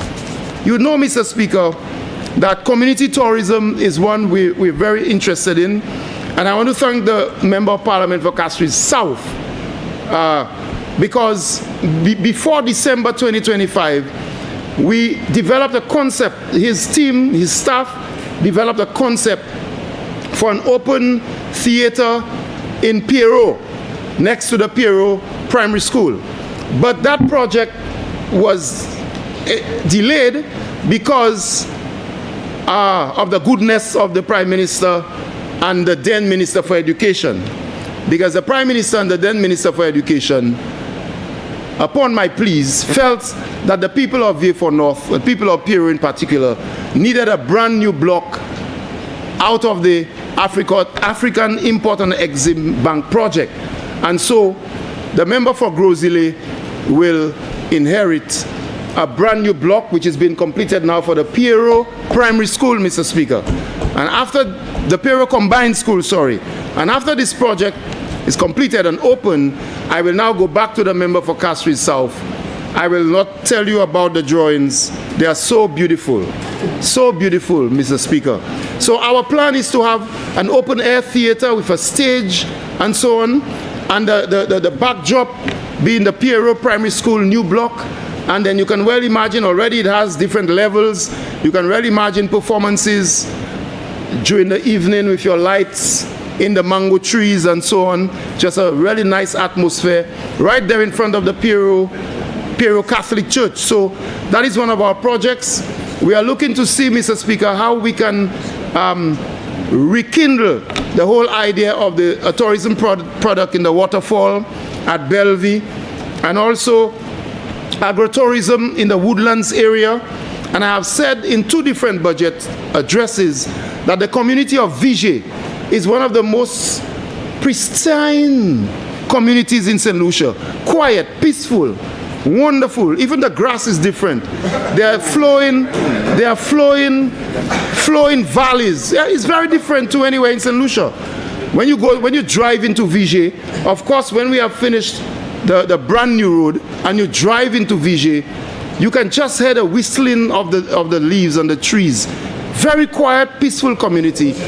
I've always said, Mr. Speaker, I've always said that community of Vigier will be the site for a national camping site. A national camping site. We have a large parcel of crown lands.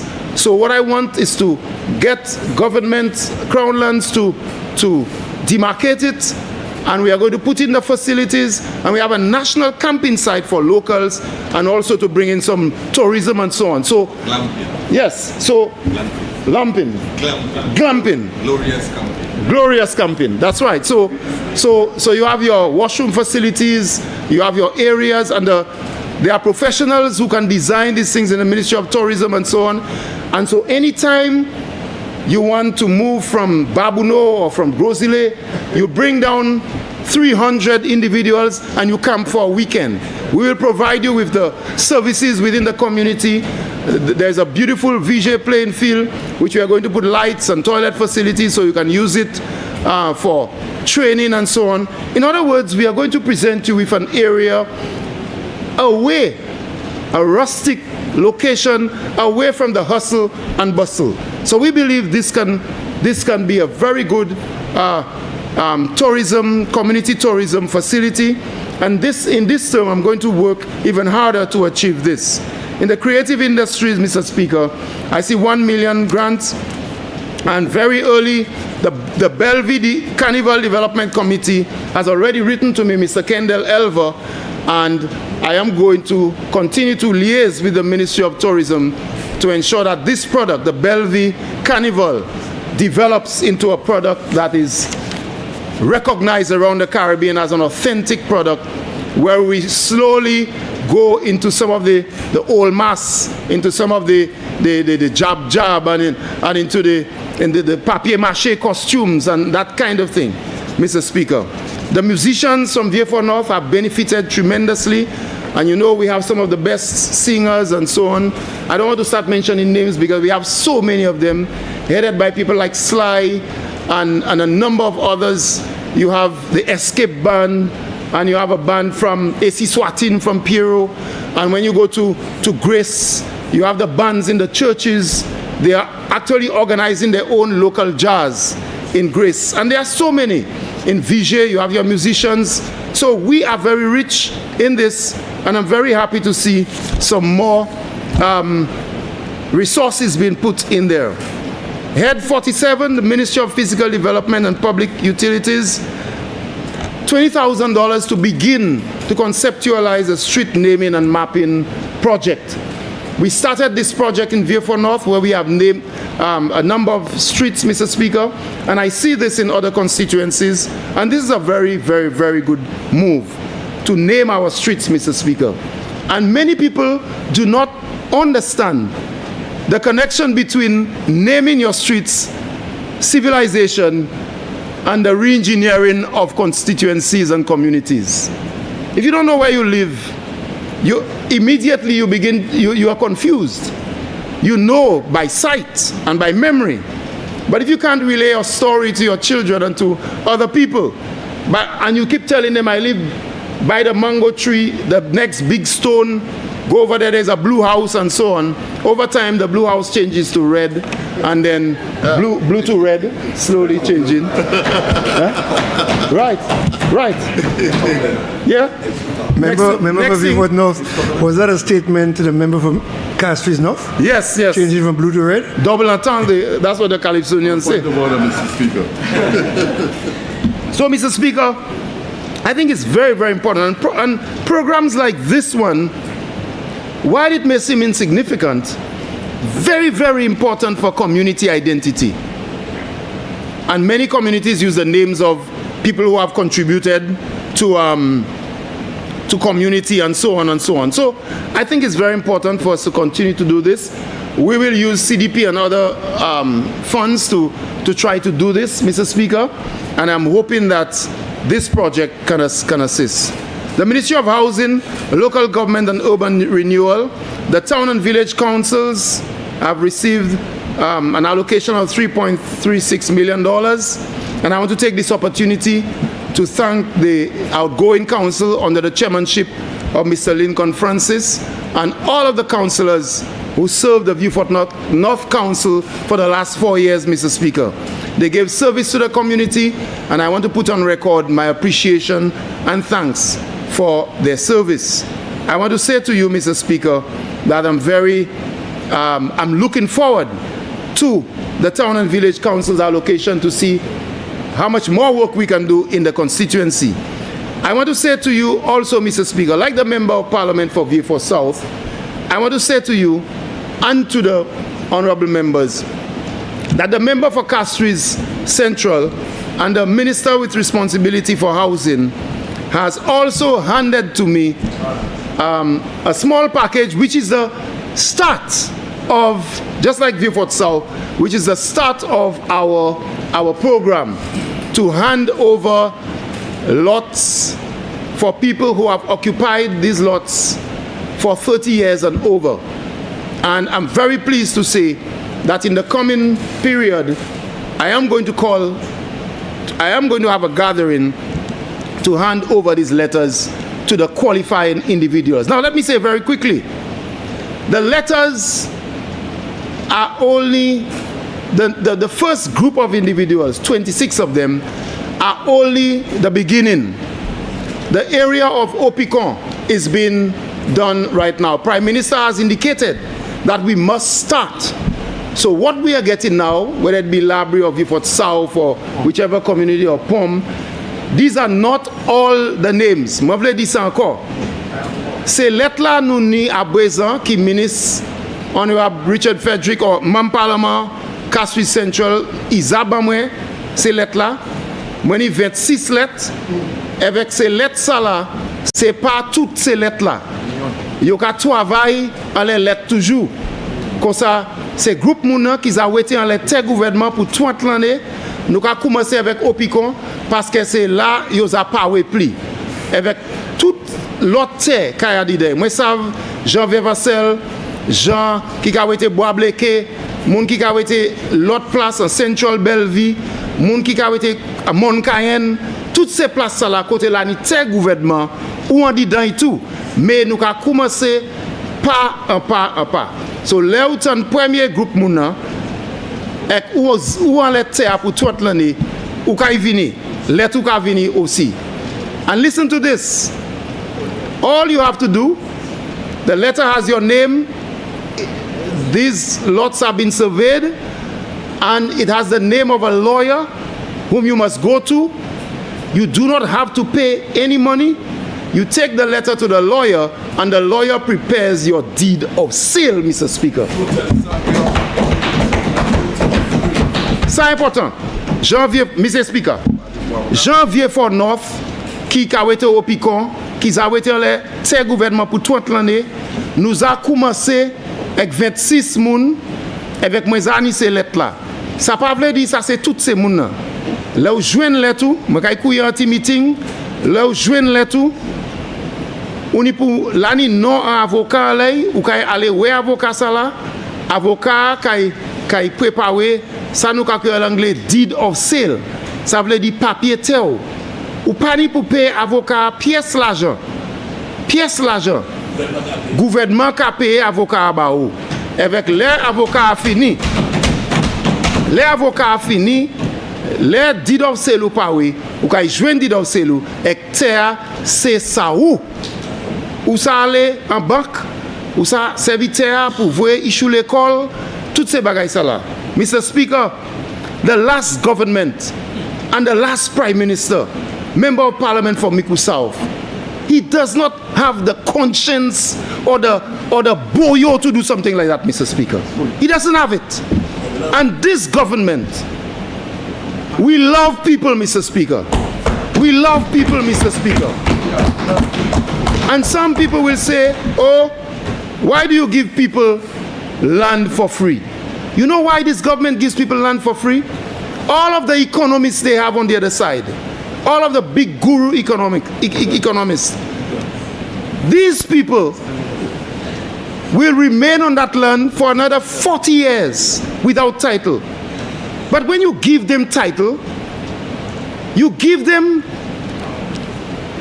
empower them, but you give them a tool for economic empowerment, Mr. Speaker. Yes, you create generational wealth. Là on y a papier tè, ou ça dit ouais bon Dieu na banque là prend loan pour manger kay là. Et là on ka manger kay là, on ka buy un contractor en l'argent. You creating you moving the economy, Mr. Speaker. They don't understand that. I don't want to take the time today to speak about who got land many decades ago without paying for it. Today is not the time. But when we give it to people of Opicon and people of Bellevue and people of Pierrot, they quarrel and say, oh, that's a bluff. You will not give the people land. Nous savons ça, nous avons fait. Nous avons tiré moun sorti en pauvreté. Et nous avons bayo sagesse. Nous avons bayo kouai. This is what this government is about. And the people of Moncayen and the other areas, Bellevue and Grace and Vigier and so on, your turn is coming. Mr. Speaker, I want to thank the Minister for Housing and the Prime Minister for the support for the housing program. There are a number of individuals. Just last week, Mr. Speaker, we completed the covering of a particular house in Kako Vigier. That house, it got coulé, Mr. Speaker, and we had to give some assistance. That's the kind of thing this government does. And they tell you about, oh, nous ka bay moun bay plywood bay kosa. Mr. Speaker, là un chay nous levé, là nous te petit, un chay nous, c'est un caille planche, et là ni moun maman nous, grand maman nous, un caille pas oussad. Mais nous profiter, Mr. Speaker. Our parents sent us to school, and when we look behind us, we see there are still individuals who require that upliftment. And if somebody has a house on the floor, there's no flooring and that kind of thing. Si c'est plywood nous sa ba yo pour wanger situation yo, nous kay ba yo plywood, Mr. Speaker. Little by little, these people lift themselves up. And that's what we believe in, Mr. Speaker. So I want to thank the Minister for the support. Equity, social justice, and gender, especially older persons, Mr. Speaker. Many organizations are getting support. And there are individuals from Vieux-Fort North who are wards of these organizations. Marian Home, Council for the Elderly, the Vieux-Fort Children's Home, Mr. Speaker. And I wish to say, Mr. Speaker, that with the energy of the member for Soufre, I can see, Mr. Speaker, I can see a lot happening, especially, Mr. Speaker, I can see a lot happening with our social transformation and equity, the various areas under our portfolio, Mr. Speaker. We have, Mr. Speaker, to re-engineer the society. We have to re-engineer. We have to re-engineer. And groups, organizations are all getting support, Mr. Speaker. Mr. Speaker, Head 52, Department of Education and Digital Transformation, very, very important department. Early childhood education services, primary education, secondary education, and the member for Vieux-Fort South, Mr. Speaker, spoke to a number of initiatives, especially with special education, Mr. Speaker. And I'm so proud of Mrs. Daniel, who is the principal at the Vieux-Fort Special Ed, Mr. Speaker. She's doing a wonderful job. And Mr. Speaker, the support to the nurses at the Sarah Lewis Community College. And more on that, Mr. Speaker, in the policy debate. But when you think about it, and you look at the investments that this government is making, Mr. Speaker, in people, all of it focusing on people, focusing on people. Major repairs to schools, and I've already spoken about the Pierrot School, and since last year and year before, the former member for education, member for Denry North, we've had some discussions about the Grace School, the Grace Combined School with a new block. That school, Mr. Speaker, is the oldest school in the Vieux-Fort North area. That school was at Fort-Joyer. Many people didn't know that. When you pass through Fort-Joyer, Fort-Joyer was the essence of community during those days, Mr. Speaker. And there was a school there, and many of the teachers, some of the teachers at that time was paid by a certain man called Jolliffe in the time. I'm not going to give you his connections. A certain man from Bellevue called Jolliffe paid the teachers' salaries. And there's a long history, Mr. Speaker. So the Grace Combined School is a school of history and a school of worth, a school which requires some attention. And I'm going to seek the assistance of the Minister for Education to see, and the Prime Minister, see if we can get a block for the Grace Combined School. Mr. Speaker, Banslagwas too. Yes, sir. Schools with long histories. Yes. Mr. Speaker, I wish to thank all of the school principals of the schools, the primary schools in Vieux-Fort North. ICT integration. And I love the program for education, realignment and transformation. Mr. Speaker, learning children with special needs. Very excited, Mr. Speaker, and in the policy debate, we will go through this. Mr. Speaker, Head 53 in the draft estimates relate to the Ministry of Health, Wellness and Nutrition. And as I said before, Mr. Speaker, I thank the Prime Minister for giving me the responsibility of the leadership of that particular ministry, and I will continue to do my best, Mr. Speaker, to ensure that we succeed. Mr. Speaker, the 2025-2026 revised estimates indicate a total of $205,999,644 for the Ministry of Health, Wellness and Nutrition. This year, Mr. Speaker, 2026-2027, we see a variance, Mr. Speaker, a positive variance of $27,812,851 over last year's budget. Primary health care, an additional $50,000, especially for vaccines. Environmental health unit, an additional $50,000 for the control of vectors, chronic diseases, $150,000. The $4 million to assist with consultancies relating to medical assistance. And, Mr. Speaker, general support services, $82,000 in grants,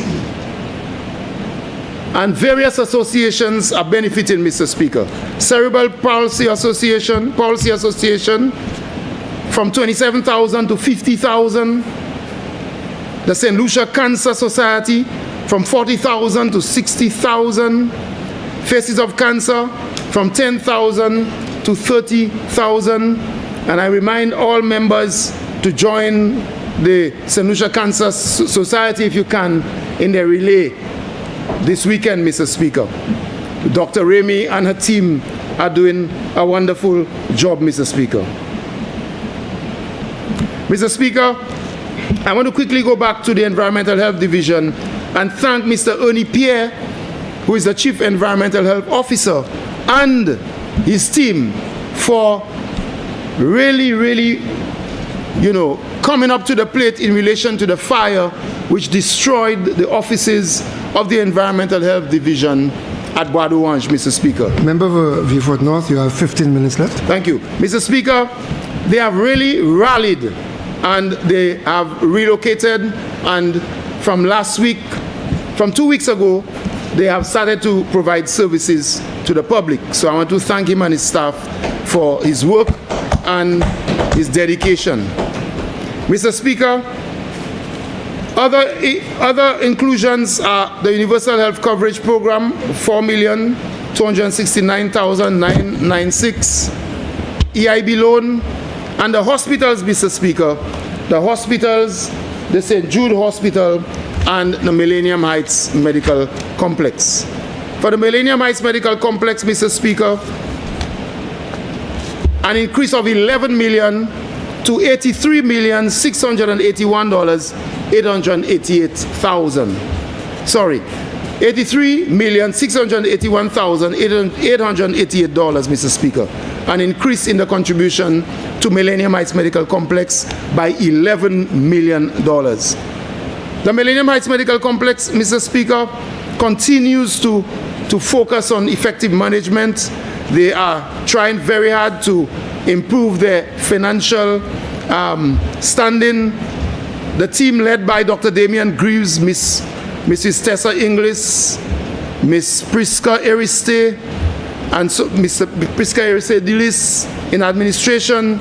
In finance, Mr. Jean-Charles Miller in financing and budget, Mr. Speaker. Their asset base is $222,231,000. $188 million represents fixed assets. And in the policy debate, Mr. Speaker, I'll go more into this. And what's interesting, Mr. Speaker, receivables stood at $19 million for the Millennium Heights Medical Complex. But, Mr. Speaker, they are trying their very best, and they generated revenue, patient-generated revenue for the year is $19 million, Mr. Speaker. But as you can see, there are still challenges. Although they recorded an accumulated surplus of $1.9 million, because of all the challenges, Mr. Speaker, in structure and so on, they continue to have challenges. There are lots of capital projects at the Millennium Heights Medical Complex.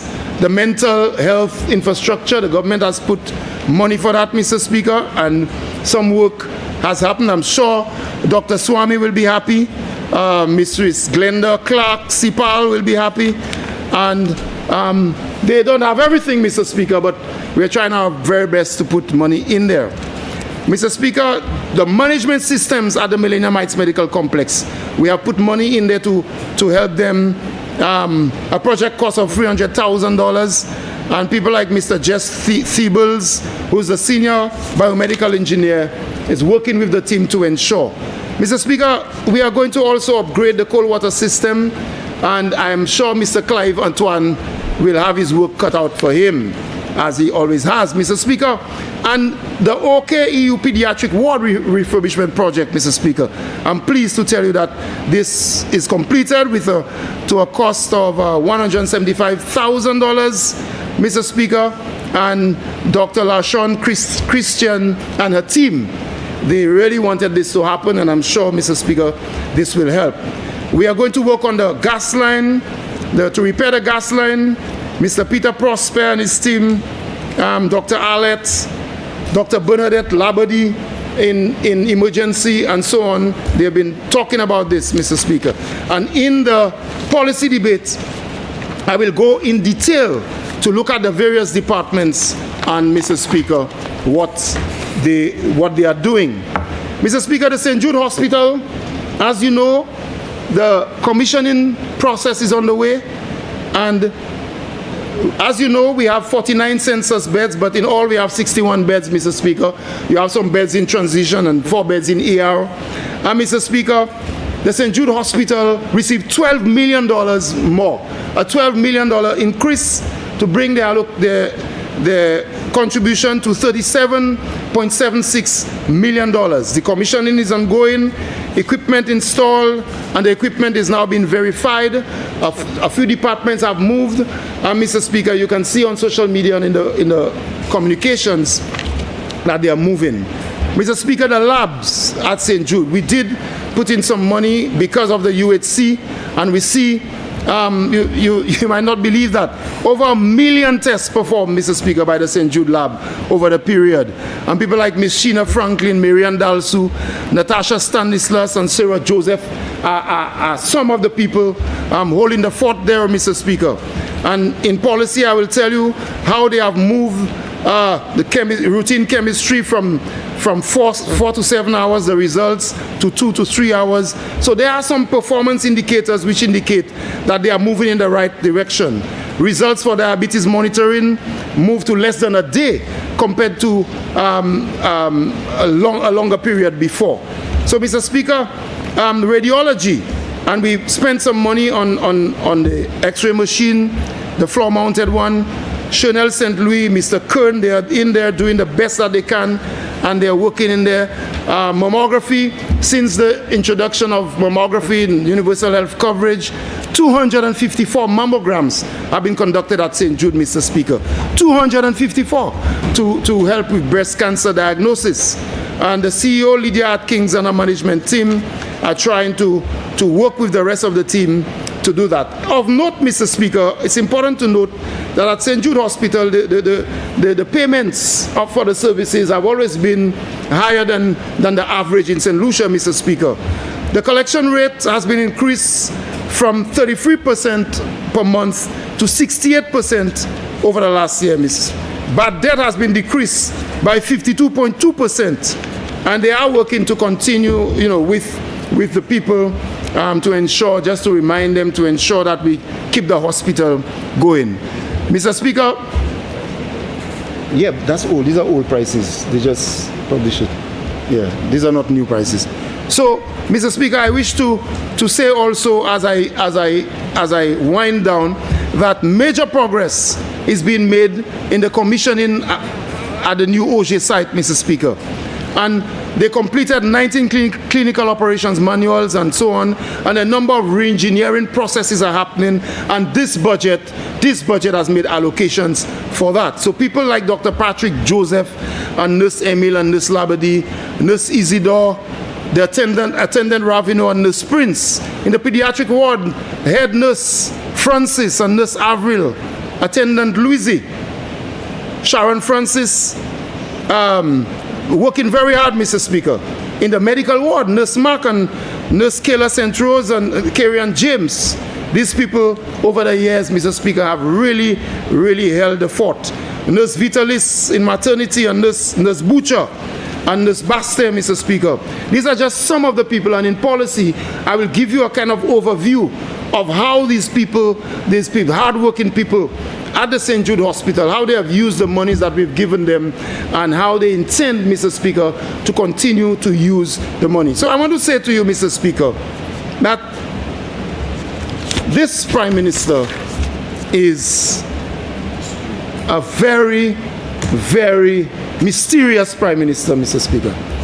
He says all the time he's a mystery, and people try to find out how is it this Prime Minister can manage our economy, have surpluses, and at the same time give social services to every sector, touch almost everybody in this country, Mr. Speaker. The elderly, the retirees, the communities.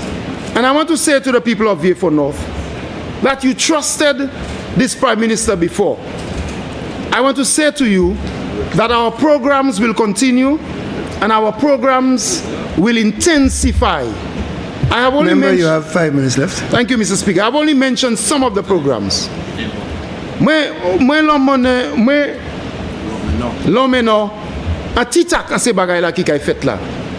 know, Mr. Speaker, the roads are a major issue, and we have addressed some of them, and I know that the rest will be addressed.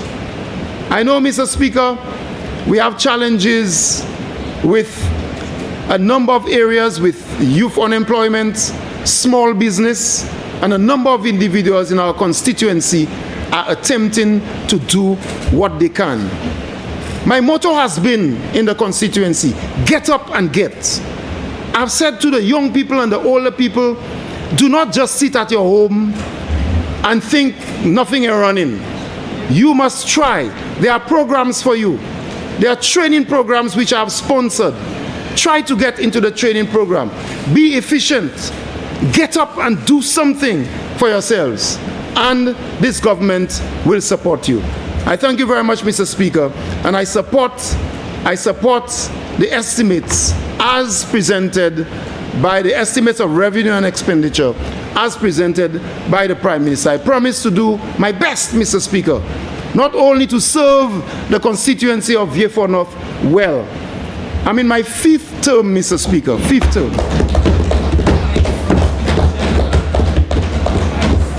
5th term, Mr. Speaker. Some say a 5-star general. And when you are in your 5th term, Mr. Speaker, there are some things you must deliver. You must. And we are working towards that, Mr. Speaker. And I just want to thank everyone who continues to work with me and to continue to tell the UWP, do not mistake my silence for weakness. Do not mistake my quietness, my shyness for weakness. We are going to work and we are going to continue to develop the constituency.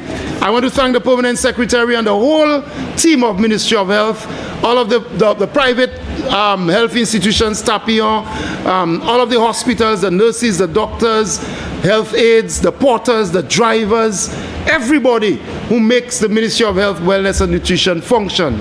And in the policy debate, we will go down into the bones and meat of our policies. I'm happy, Mr. Speaker, to be part of this team. I love you guys. I love my constituents. And let's get this job done. Thank you.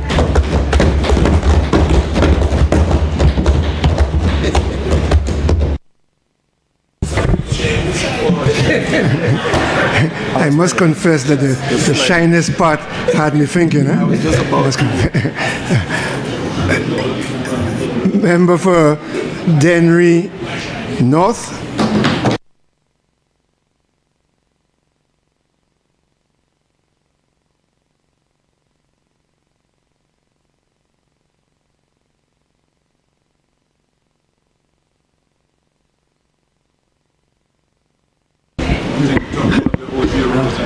The Cathay Road too. Thank you, Mr. Speaker. Mr. Speaker, today has been a day of reflection and a day of immense pride and satisfaction. As I observed my colleagues who were presenting for the first time in a budget debate, Mr. Speaker, I couldn't help but remind myself that ours is a formidable team. I observed the member for Choiseul, Mr. Speaker, and Saltibus, who had a masterful presentation here this morning. And he was followed, Mr. Speaker, by the Member of Parliament for Viewfort South, who gave a very good account of himself to the extent that I was receiving text messages, Mr. Speaker, of superlatives that have never been ascribed to a politician in a maiden address ever since I came here. And then, Mr. Speaker, we had the eloquence and the brilliance of the member for Castries Southeast, who on election day, as she quite rightly pointed out, did something many doubted she had the ability to do. And what is most refreshing, and I'm coming to Babono, Mr. Speaker, about the presentation and the presence of the member for Castries Southeast is that I sat in this parliament and a previous member from Castries Southeast who was untouchable, who, Mr. Speaker, postured, and you should have seen him enter through this door, files and folders. And there was a particular day when he came with guavas, fruits, Mr. Speaker, making a presentation. And when he stood in this house, Mr. Speaker, we watched from the other side. Notwithstanding, the presentations were always devoid of substance and reflected somebody who was forever intellectually challenged. But today, Mr. Speaker, in the current member for Castries Southeast, you have a model representative and somebody who represents the future of the Labour Party and government institution.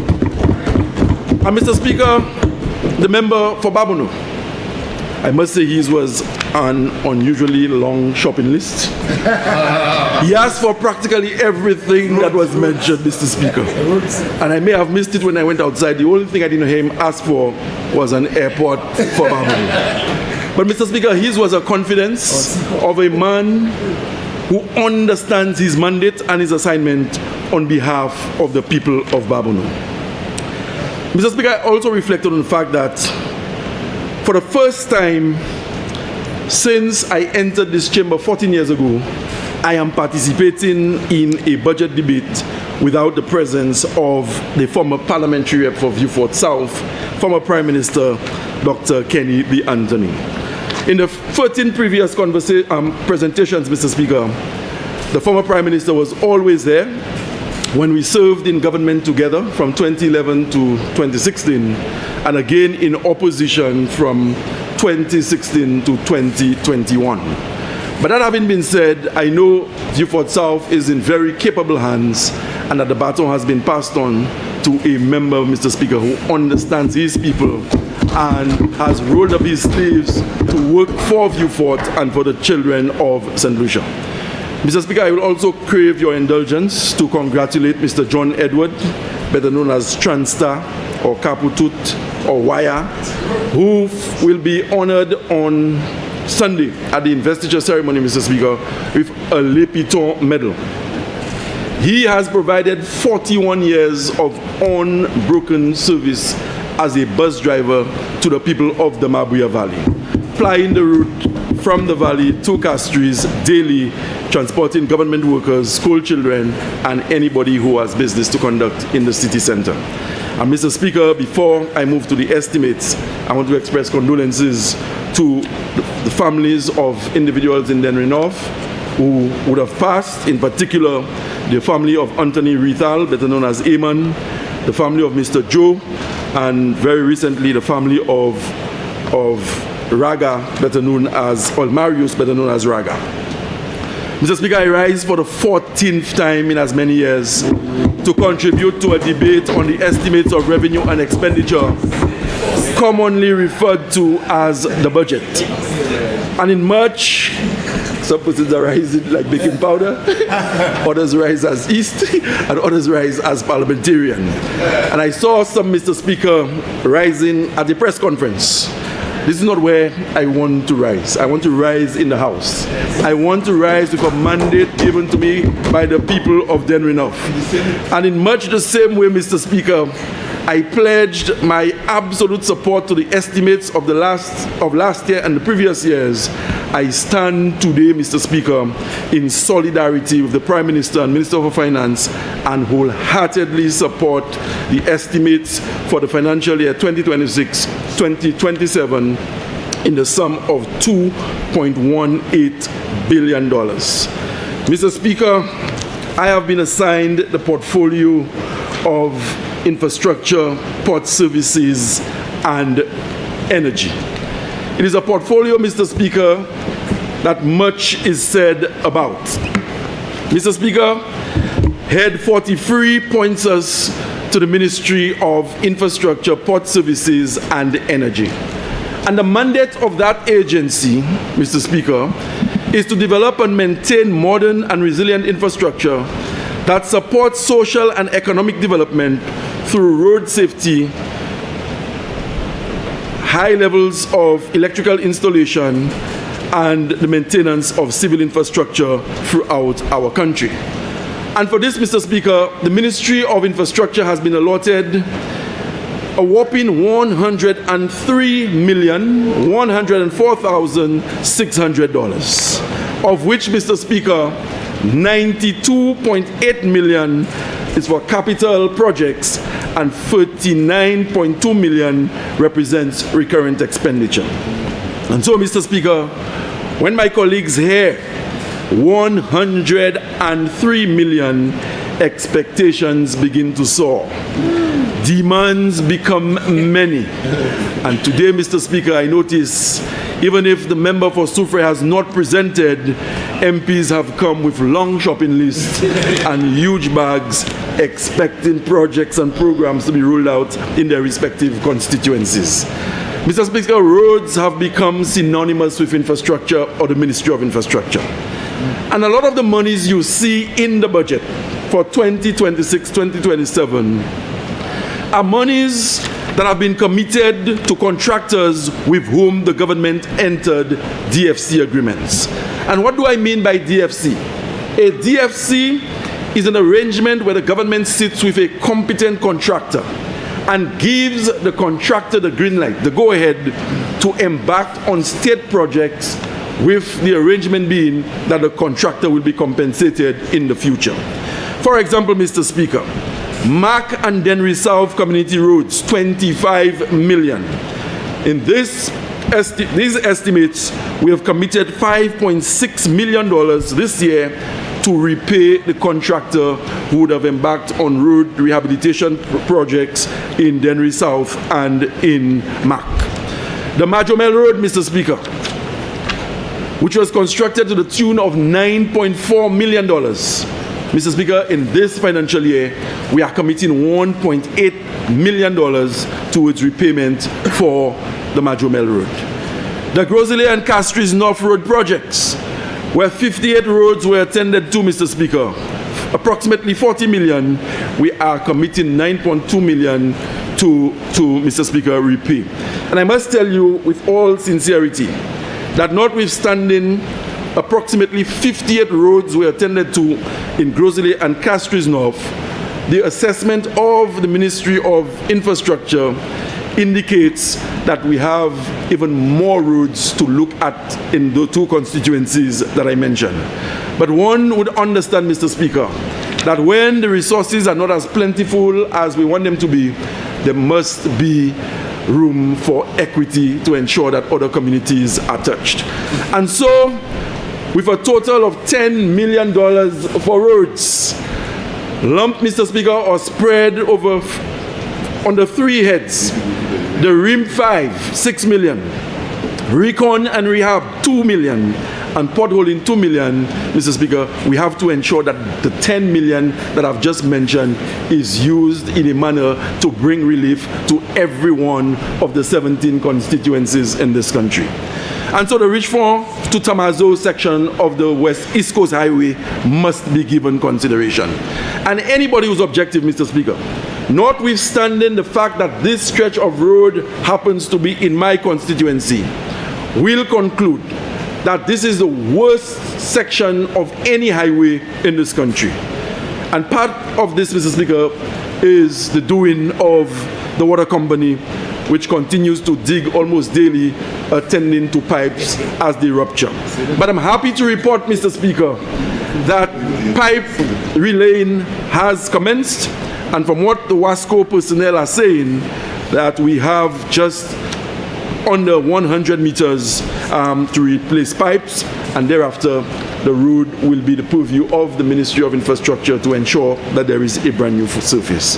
Mr. Speaker, the Vijay Road has been spoken about and will be considered. Cedar Heights will be considered. Flamboyant Drive in Rosilea will be considered.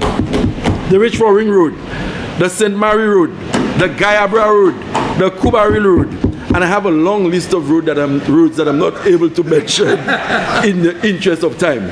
But I've also been told that the Kate Road in Labrie and the Vijay Road in Richford North are currently being attended to, and they are on the list. And soon from now, Mr. Speaker, we will be seeing movement on those routes.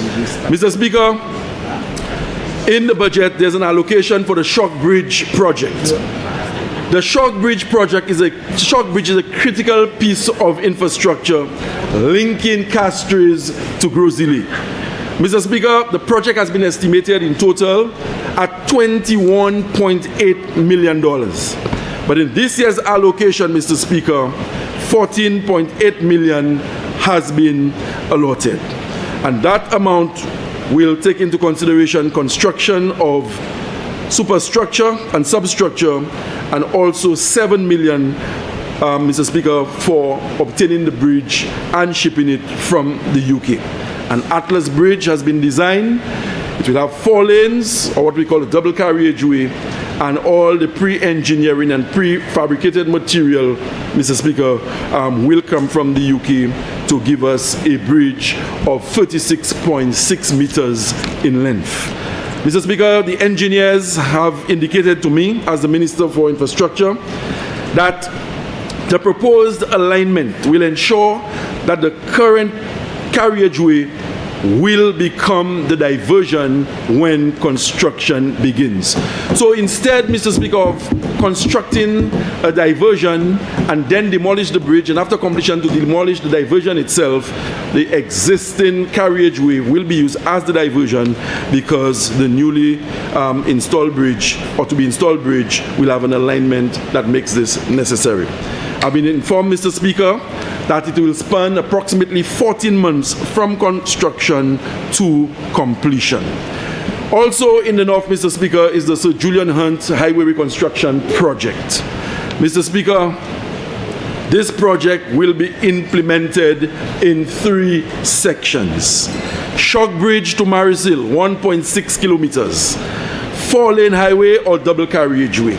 And it has been estimated that this particular section of the road will cost the government of St. Lucia $20 million to be sourced from the OPEC fund. Mr. Speaker, section 2 of that particular project, Marisil Junction to Moshi, 2.3 kilometers, financing arrangements are currently being finalized, and the technical designs will also be finalized in the coming weeks.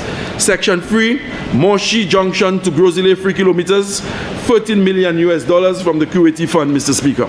And let me say that the Ministry of Infrastructure is currently in conversation with WASCO to ensure that whatever remaining pipe works that need to be done by WASCO is done in a timely manner, so as to not delay the reconstruction of that section of the highway. Mr. Speaker, this project will call for patience on the part of road users. It will call for adjustments. And in as much as the ministry is prepared to explore construction activity at night, it is important that all of us in here, in particular the member for Grozile and civil society organizations, appeal to residents in the north to exercise patience as we attempt to give them a road that will alleviate some of the traffic nightmares they've had to endure for many, many years. Mr. Speaker, we know what obtains with the current road condition. Traffic backs up for kilometer upon kilometer. Loss of productive hours. Students get stuck in the traffic, resulting in loss of instruction time. And this cannot augur well for the future viability of our country. Mr. Speaker, the Millennium Highway West Coast Road upgrade. In this year's estimates, we have $15.7 million allocated for the Millennium Highway West Coast Road upgrade. Mr. Speaker, the project entails improvement to condition of the road as it exists, retaining walls, improved surface, improved drainage, sidewalks, etc. And then we have the project affected persons component, where homes will be constructed by individuals who are being impacted by the project in a way significant enough to cause them to relocate. There's also the construction of the Roseau Food Court and Souvenir Market, Mr. Speaker, as part of that project. And I am pleased with what I've seen so far, notwithstanding that the project has been delayed by over 1 year. But the quality of work that we see from the Ministry of Infrastructure, Mr. Speaker, I believe is in keeping with the monies spent thus far. Mr. Speaker, this is a road with a lot of economic benefits. This is a road that links your capital to your main tourism market, Soufrière. This is a road that takes people to the Sulphur Springs, the Pitons, that goes through Ancillary, that goes through Canneries and Roseau, Mr. Speaker. And I believe that when that road is completed, those communities will be impacted in a very, very positive way. Mr. Speaker, I move on to program rivers and water cost management. $3.5 million. This is the head under which we desilt rivers, we desilt ravines, and we desilt main water courses to allow for free flow of water to mitigate against flooding. Mr. Speaker, priority must be given to communities that are known to be flood prone. Bexar, Ancillary, Denry Village, Shock, Odsa, Corinth, etc., Mr. Speaker. Mr. Speaker, I quickly move on to slope stabilization and retaining walls, for which the Ministry of Infrastructure has been allocated $1.5 million. Mr. Speaker, slope stabilization, as the name implies, is to halt the movement of soil from an elevated position onto our roads or into areas, Mr. Speaker, where people recreate and people live. Montego Bay Oleo has been identified as an area that will benefit. Goodlands, Mr. Speaker, Monrepo, and this 1.5 million will be spread across communities to ensure that all the other communities benefit after the needs assessment has been done by the technical staff at the Ministry of Infrastructure. Mr. Speaker, bridges and culverts, $2 million. Construction of small bridges and culverts island-wide. And I will refrain from mentioning specific communities that are intended to benefit from this particular head, Mr. Speaker, because you will well appreciate that with $2 million, you cannot attend to every situation as it exists or as the situations exist. But once an objective needs assessment is carried out, the communities that are most deserving will benefit. Mr. Speaker, supervision of major capital projects. We've been allotted $606,000 under this particular head. From this amount, Mr. Speaker, we'll be paying salaries, housing, transportation, and general accommodation for personnel who usually complement the existing staff corps at the Ministry of Infrastructure. So consultants and other technical expertise, sometimes they do not necessarily reside at the ministry, but because there is a need for them when they come in, either to complement or to bring in new expertise, Mr. Speaker, we have to ensure that they are compensated and that they are looked after in ways that are fitting for whatever they've been brought in here to do. Upgrade of materials laboratory at the Ministry of Infrastructure, Mr. Speaker. Structural works will be undertaken. Calibration of equipment, maintenance of equipment, air conditioning, and general upkeep of the lab. The lab performs a very critical function. The lab is used not only by the Ministry of Infrastructure, but also private interests come to the lab and the services are also available to them. And for that, I must commend the staff, in particular, Janelle Fevrier, who, Mr. Speaker, has been assigned responsibility for the materials laboratory at the Ministry of Infrastructure. Mr. Speaker, upgrade of the Dennery Mechanical Workshop, $492,000. Automatic security barrier for vehicular access. As we speak now, Mr. Speaker, any vehicle accessing the compound at the Dennery Mechanical Workshop has to wait for the security guard to leave her hut and come and lift the barrier. And Mr. Speaker, sometimes even before the vehicle has traversed, the barrier is ready to come down. We are going to install an automatic security barrier for vehicular access at the Dennery Mechanical Workshop. Mr. Speaker, we'll also be doing work on the administrative building, changing cupboards, partitions in the admin building, etc. And we will also be resurfacing the garage floor. We'll be procuring a tire repair machine. And as we speak, there is a pothole patcher, Mr. Speaker, at the Dennery Mechanical Workshop, for which a part is being sourced. And when that part is sourced from the UK, we will have 2 pothole patches in operation, taking care of the potholing problems we have on the roads of our country.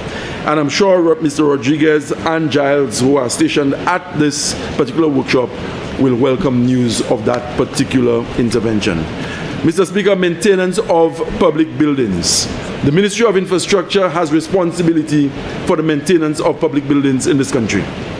And for this, we've been allotted $2 million. Mr. Speaker, that money will be spent on the office complex at Union, the Ministry of Infrastructure office complex at Union. We will also be spending money on the Viewfort office of the Ministry of Infrastructure, Port Services and Energy, the Prime Minister's official residence, Government House, Mr. Speaker. I'm sure His Excellency the Governor General will be happy to know that this year we have an allocation that will allow us to undertake repairs at Government House. The SSU Barracks Latok drainage works, Mr. Speaker, that will also be attended to, Mr. Speaker. And we are looking at the Viewfort Post Office as one of the public buildings that will receive assistance with this $2.0 million we get in for public buildings. The Bodily Correctional Facility perimeter lighting is also, Mr. Speaker, expected to be looked at under that particular head of expenditure. Rehabilitation of buildings, National Archives, has been listed, Mr. Speaker, as a line item. $600,000 has been allocated for the rehabilitation of the National Archives.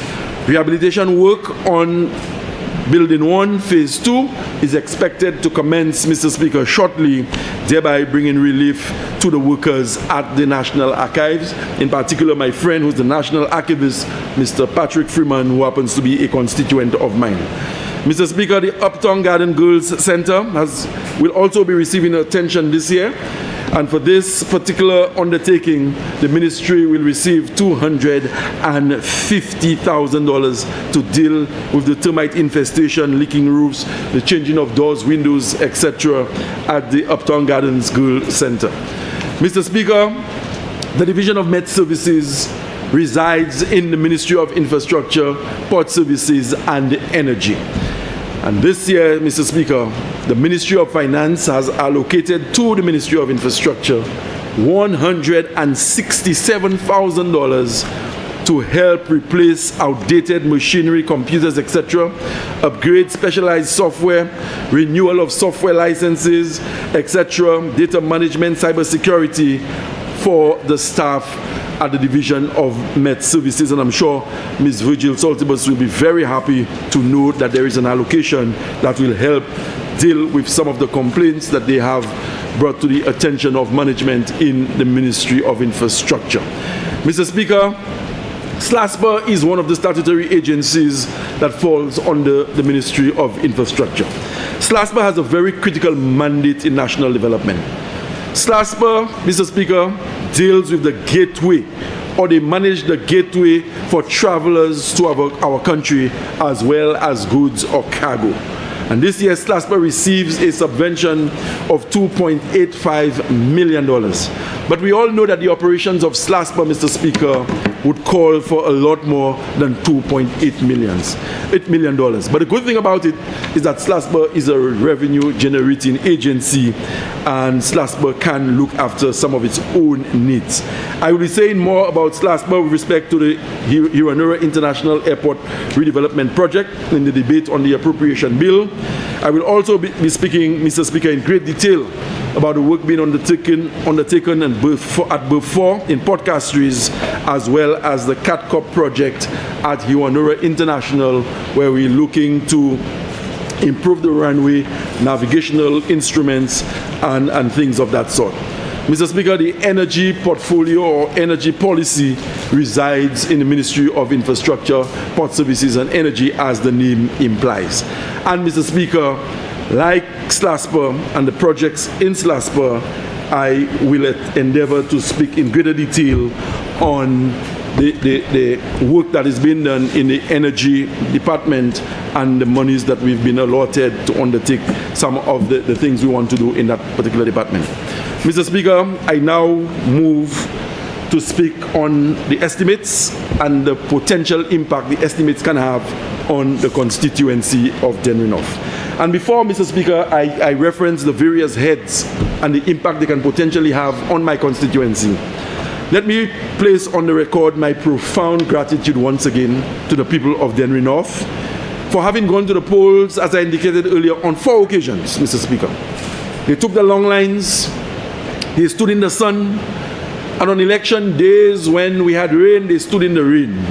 And there was one mission in mind, against the odds, despite what the detractors had said, despite the violence and the nastiness of the campaign, they were laser focused, going into the various polling stations to do one thing and one thing only in the majority, and that was to vote for Sean Edward and the St. Lucia Labour Party. And that is why, Mr. Speaker, that is why the refrain, Mr. Speaker, is still alive today, 4 in a row. And if the Prime Minister, being the mystery that he is, decides that elections will be called later this year, I have every reason to believe that I will win my seat for a 5th consecutive time. Mr. Speaker, I understand public life to be an honor. I understand it to be a privilege. I am not in this to compete with my predecessors or with anybody, but to make a contribution on behalf of the people of Denrinoff, to ensure that the people of Denrinoff who for decades toiled on the banana field to bring revenue to this country, and Mr. Speaker, were not adequately compensated for their efforts, I today can be a voice to ensure that when that national pie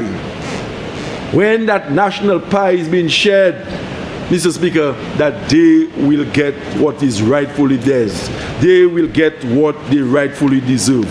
So when, Mr. Speaker, I review the tips, because these days everything is online, and I listened to the nastiness that was being spewed by my detractors, Mr. Speaker, I just laugh and remind myself that I need to keep focus. Let me get him on here, dernier election, Alexis, by lucky qui a tapé dit about moi Labour Party, Mr. Speaker. Ek bon Dieu, moi de moi puis moun qui a supporté Labour Party, then we no fait nous gagne élection. Ça a fait moi changer date. C'est pas tout ça moun dit ou ne peut répondre. Particularly là où savent pour qui raison ou en politique. Là où savent pour qui raison ou va représenter moun à kai concite. And Mr. Speaker, there's nothing that fuels my passion more than to know that the interventions I make improve the lives of the people of Denrinoff, the people of Olion and Despin, the people of Lapel and Larissus and Gadet, the people of Richford and Grand Ravine, Daniel Riviere Belmont, and the people of Grand Riviere Tamazo, Mr. Speaker. It is on their behalf I come to this parliament to agitate for things I believe they rightfully deserve and things that can improve, Mr. Speaker, their lot in life. Mr. Speaker, I will revisit Head 43, Ministry of Infrastructure. And this time I revisit this head as a parliamentary representative. To speak about recon and rehab, to speak about potholing, to speak about RIM 5. And Mr. Speaker, there is an expectation from the people of Denrinoff that the roads, and it is a legitimate expectation, Mr. Speaker, that the roads ought to get better attention. And I want to thank the Senior Minister with all sincerity, Mr. Speaker, for what he did in the Ministry of Infrastructure. Not just for my constituency, but I believe that the minister has been unfairly criticized. People have called him lazy. People have called him ineffective. Mr. Speaker, I sit at the Ministry of Infrastructure. I peruse the records, and I can tell you that I am exceedingly proud of the work that was done by the senior minister. Mr. Speaker, he is not a showman. So you won't see him posting on Facebook. But I reminded him in jest that like everybody else, he has to come and ask for his roots. But Mr. Speaker, in as much as I control or I provide leadership in the ministry responsible for road rehabilitation, I understand that, Mr. Speaker, there must be a principle of equity to inform the distribution of the resources. It cannot be that because I am the MP for Denrinoff and I happen to be in the Ministry of Infrastructure that Denrinoff will get resources that are not commensurate or that resources that exceed the expectations or the work program in Denrinoff. I have gotten a lot, Mr. Speaker, by way of demands from the member for Gruzili. I have gotten a lot from the member for Viewfort South. The Asuba Road, Mr. Speaker, in Babonuk was started before my time. And the member has asked me, when are we going to complete the Asuba Road? Mr. Speaker, we know about the situation in Vigier. I know it firsthand. The senior minister knows about it. The prime minister has spoken about it. And the minister with responsible for health and the 5-time parliamentary rep for Viewfort North is always, Mr. Speaker, reminding of the state of the Vigier Road. And Mr. Speaker, let me place on the record today that the Vigier Road is the first road that will be attended to in this country once the budget is passed. And I will also place on the record that this has absolutely nothing to do with the recently installed dental unit at the Larissus Health Center. So for those of you thinking that this is payback for the dental unit, you are wrong. We have done the needs assessment, and even senior minister will agree that this road is in dire need of attention. Mr. Speaker, the Richmond Inner Road needs rehabilitation. The Richmond Ring Road the Parkbeth Road in Olio, there's the Alpha Louis Community Farm Road, the Alemon Side Road in Grand Riviere, the Caddy Belmont Road, and there are so many other roads in the constituency of Dennery North that need that kind of assistance. I have been in the parliament, as I indicated, for 14 years. Mr. Speaker, I have read headlines for news items where roads are attended to in some constituencies as packages. In 2011 to 2016, there was a package for Choiseul, somewhere in the region of 17 million to deal with Fiat, Daba, and a few other roads. We have seen roads for Vieux-Fort North and Castries. We've seen for Grosedale and Castries North. And let me say, Mr. Speaker, that those roads that were identified in those programs needed the attention. And I'm saying, moving forward, I think the time has come for us to broaden this particular scope to ensure that we do roads in some constituencies that have not been touched in ways others have been touched. And again, I will reiterate, Mr. Speaker, that our interventions will be informed by objective needs assessment. Mr. Speaker, I want to move to head 44, the Department of Finance and Constituency Development. The Constituency Development Project, or the CDP as we know it. And this is the head of expenditure that excites me the most around budget time, the CDP. This time, Mr. Speaker, we see that the CDP has been allotted $20.8 million. Mr. Speaker, there's a history with the CDP. There is a history with the CDP. And if I have to be in this house for 40 years, I will remind honorable members, and by extension the people of St. Lucia, of the history of the CDP. Mr. Speaker, I sat in opposition. Oh, let's backtrack. Between 2011 and 2016, the CDP had a profound impact in the constituency of Dennery North and every other constituency in this country. The elections were held in 2016 and the government changed. And in came the United Workers' Party. CDP was in the estimates in their first year. It was there in their second year. They had CDP in the third and the fourth financial years. CDP was in the fifth year. And they said because of COVID, they dragged us into a sixth year. And CDP still featured prominently. And I sat in the chair that is currently occupied by the member for Castries Southeast on the other side in opposition. And I watched men and women in government. They were on this side, Mr. Speaker. And the PowerPoint presentations were very profound in this corner, comparing the before and after. And notwithstanding the fact that we had won our seats, the 6 of us in opposition, not for 1 year, not for 1 quarter, did we get a penny to preside over a community project in our constituency. And Mr. Speaker, we must ensure that this stays on the record, so that the persons who are coming and they're posturing, wanting to be the alternative to this government, we have to remind them of what they did, not to us, but to the people of St. Lucia, to the people of Dennery North, to the people of Vieux-Fort South and Vieux-Fort North and Castries South and Castries East and Labrie, Mr. Speaker. And they came and they laughed at us, project upon project.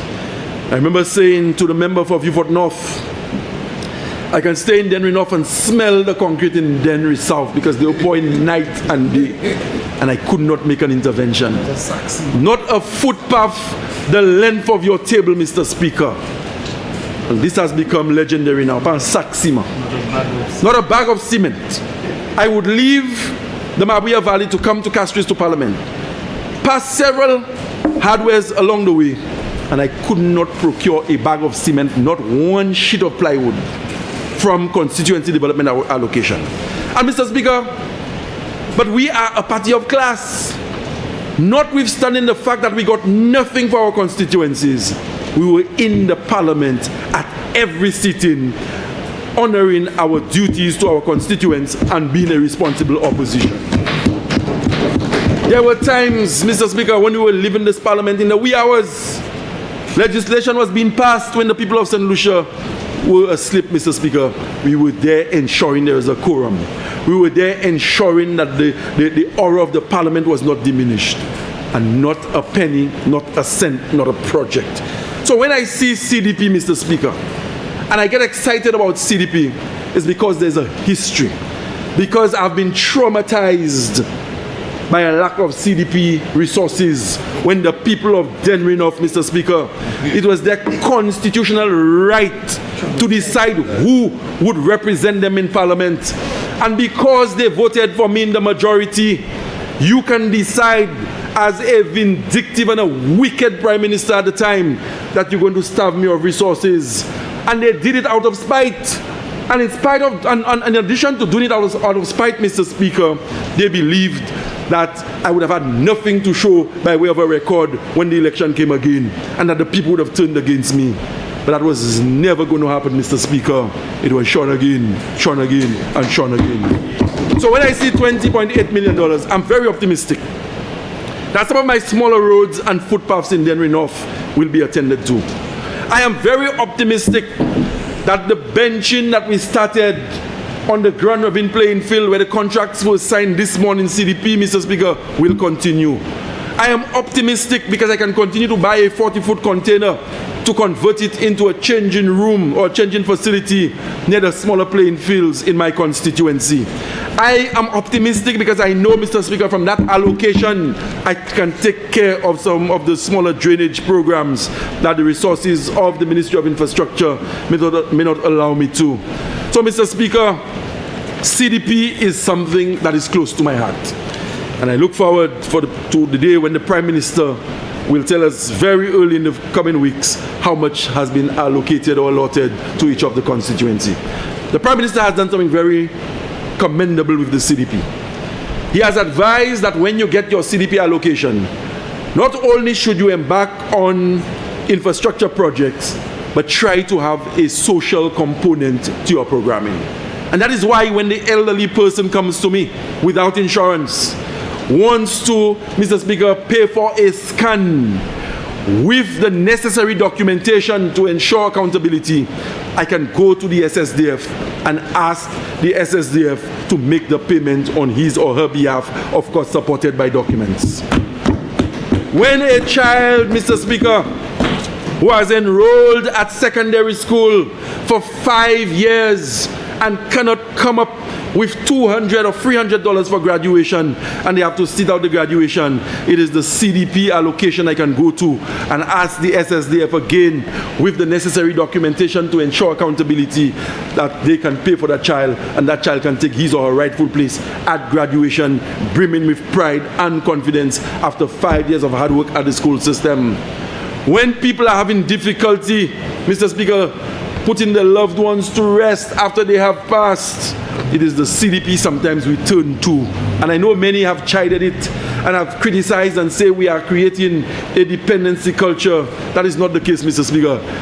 He who feels it knows it. And there are a lot of things that we take for granted. And it is something I've observed even when I was in the Ministry of Education and scholarships were being distributed. People come and they criticize. People come and they chide us. And people who want to tell you, even on a day when you have had rains and the flood waters are raging, they want you to keep school open. You know why? Because they have the luxury of dropping their children at school in expensive SUVs. But as a Minister for Education, I know that there are children in certain parts of this country, Mr. Speaker, who have to walk themselves to school at the age of 5 and 6. And where we see danger when the waters are rising, they see adventure by dropping a bottle and trying to track it as they race each other downstream, Mr. Speaker. And there's an insensitivity that resides in certain quarters in this country that we must dismantle, Mr. Speaker, and we must crush. So the CDP empowers every member of Parliament, Mr. Speaker. The CDP gives you a flexibility, Mr. Speaker, to be able to make interventions in the lives of your constituents. Mr. Speaker, I move to head 54, Youth Development and Sports. Mr. Speaker, at one time I had the privilege of being the Minister for Youth Development and Sports. And Mr. Speaker, during that time, we embarked on several projects across the country. We introduced lights in Ancillary, Canneries, Philip Maslin, Marsha Grounds, Larry Seuss, the court in Bellevue, and a few other parts of the country. But Mr. Speaker, after close to 20 years, you will appreciate that some of those lights have outlived their usefulness. And that is why I must commend the member for Grosile and the current Minister for Sports for embarking on a lighting program, not only installing new lights in new communities, Mr. Speaker, but ensuring those that have become obsolete are being replaced. And as we speak, Mr. Speaker, the lights at the Laristus playing field are being replaced. And only this morning, the member reminded me that I will have 98% daylight when those lights are turned on. He said 90, Mr. Speaker. I stand corrected. But whether it's 90 or 98, I am grateful, Mr. Speaker. And so when I see for the rehabilitation of sports facilities $1 million, I know that the $1 million in the estimates is not all that will be used to look after the sporting needs of our country. The Ministry of Sports is a parent agency for one of the most sought after statutory entities, the National Lotteries Authority. Mr. Speaker, I expect rehabilitation. I expect work to be done on the toilets at the Laristus playing field. The fencing has been done, and for that I am extremely grateful for the fencing of the Laristus playing field. Prior, Mr. Speaker, to the Minister assuming the portfolio of Youth Development and Sports, the Laristus playing field had a pavilion toilet facilities. But he has ensured that we have the fencing. He has promised that we'll be doing some surface dressing after the lights have been installed, because Black Hat will be returning to the Mabuya Valley once again this year. Mr. Speaker, through the CDP, and hopefully with some assistance from the Ministry of Sports, we intend to construct a multipurpose court at Richford and one at Denny Riviere. There's no question that the Mabuya Valley is a sporting hub. And for a community, for a constituency with so many pocket communities, Mr. Speaker, we only have one multipurpose court, which is in a deplorable state. But through the CDP, Mr. Speaker, and with help from the Ministry of Youth Development and Sports, I have every reason to believe that a court will be installed or constructed at Richford and one at Denny Riviere. We have purchased poles for lights, Mr. Speaker, for the Denny Riviere playing field. The poles are already here in much the same way through the CDP that we were able to get the container.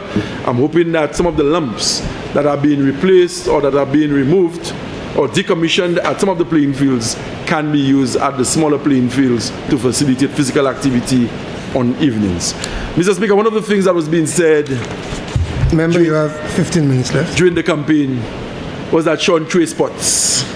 Mr. Speaker, very few, if any, in the Mabuya Valley can boast of a better record in sports than what I present.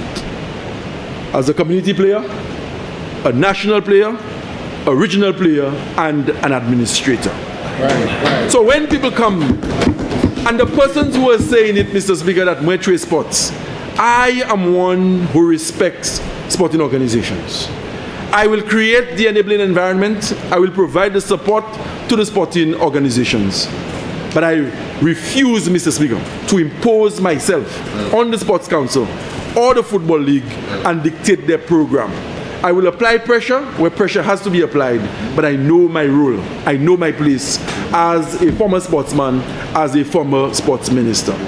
But I am optimistic, Mr. Speaker, that when the lights are turned on, when Black Hat returns, today we have Mabuya Valley participating in national cricket again. It represents a start of a renaissance that will put us back, Mr. Speaker, at the very helm, at the very top and on the pedestal of sporting activities in this country. Mr. Speaker, lights have been installed at the Grand Ravine playing field. Again, with help from the National Lotteries Authority, we were able to complement whatever resources were made available through the Office of the Prime Minister to ensure that the lights were installed. The lights are on, the surface is being worked on, and I'm hoping that I can invite colleagues to a grand opening in the coming weeks. Mr. Speaker, let me turn my attention to Head 44, Agriculture. And for every year that I've had the privilege to participate and contribute to a debate in this honorable house, Mr. Speaker, I have always spoken on behalf of the banana farmers of this country. Mr. Speaker, mwen wè a budget la l'année $1.7 million qui a allé pour Banana Management Unit. Ça c'est unit un ministre agricole qui a responsabilité pour ça faire fig. Mr. Speaker, même parlement pour Castries South-East do that iwe moun commune a dans gens, c'est la fig qui paye l'école yo. La pani pièce commune cette lycée. Que l'argent fig j'ai touché la vie moun quand Mabouya Valley ou Sanoka Kuiden North. It was the banana dollar, Mr. Speaker, the banana revenue that ensured that the straw houses were replaced by the mansions you see on the hills of Oleon, Grand Ravine, Grand Rivière, and Dernier Rivière. C'est la fig qui voit un chaïdi nous l'école. C'est la fig qui bâtit place qu'on Rodney Bay. C'est la fig qui a payé salaire docteur, teacher et puis l'autre monde. Et moi j'ai dit ça ici avant. Fig pani force light ni content qui passé. But the dollar circulation today, Mr. Speaker, in the rural parts of this country where banana is being cultivated is very, very necessary for the survival of families. Mr. Speaker, we are a responsible government. We will work with the exporters as we did. And I must single out, Mr. Speaker, for praise the member for Viewfort North when he was the Minister with responsibility for agriculture. We assumed government in 2011 when Black Sikatoka was on a rampage decimating the banana crop. And the minister made an intervention with then Taiwanese Ambassador Chung. And Black Sikatoka was brought under control. Production increased. Farmers were happy again. In 2016, Mr. Speaker, 2021, we saw what the member for Denry South did as the Minister for Agriculture. When there were issues with Winera and other challenges in the industry, Mr. Speaker, we know what he did to bring relief to the farmers. And I am very optimistic that with the same enthusiasm of her predecessors, the member for Castries South-East and Minister for Agriculture will attend to the needs of the banana industry, herself being the product of a banana producing community. Mr. Speaker, the people of Denry North have great interest in the citrus rehabilitation and disease eradication project, for which $450,000 has been allocated. I don't know how many persons in this house and elsewhere pay attention to the citrus crop in this country. I have a particular farmer, Lazarus Constantine, in my constituency, who planted hundreds of plants of citrus plants, Mr. Speaker. And Mr. Speaker, can you believe that in a very short space of time, disease affected the entire crop and he has nothing left to speak of by way of grapefruits, lemons, sour oranges, or other varieties of citrus. So I think this particular program, Mr. Speaker, is timely, and I'm hoping that it can solve the problem being experienced by farmers in relation to citrus production and citrus cultivation. Mr. Speaker, I want to move to Head 53, the Ministry of Health, Wellness and Nutrition. The Larissus Health Center is up and running, and it has been so for almost 2 years now. In addition to the suite of services provided at the Larissus Health and Wellness Center, Mr. Speaker, 2 weeks ago, we commissioned a dental unit at the Larissus Health and Wellness Center. Mr. Speaker, I must thank the Prime Minister and the Minister for Health for that intervention. Mr. Speaker, the Larissus Health Center was destroyed by fire. Yes, we were in government when it happened. When the United Workers' Party, under the leadership of, or the misguidance of the member for Miku South took office, there was money in the budget for the reinstatement of that particular facility. Mr. Speaker, yo tiye la han la. Ou sa pou ki wese yo tiye? Yo pa tiye pis yo kwe moun Denry North pateni la bouzwen pou sa ke de Capital Health Center.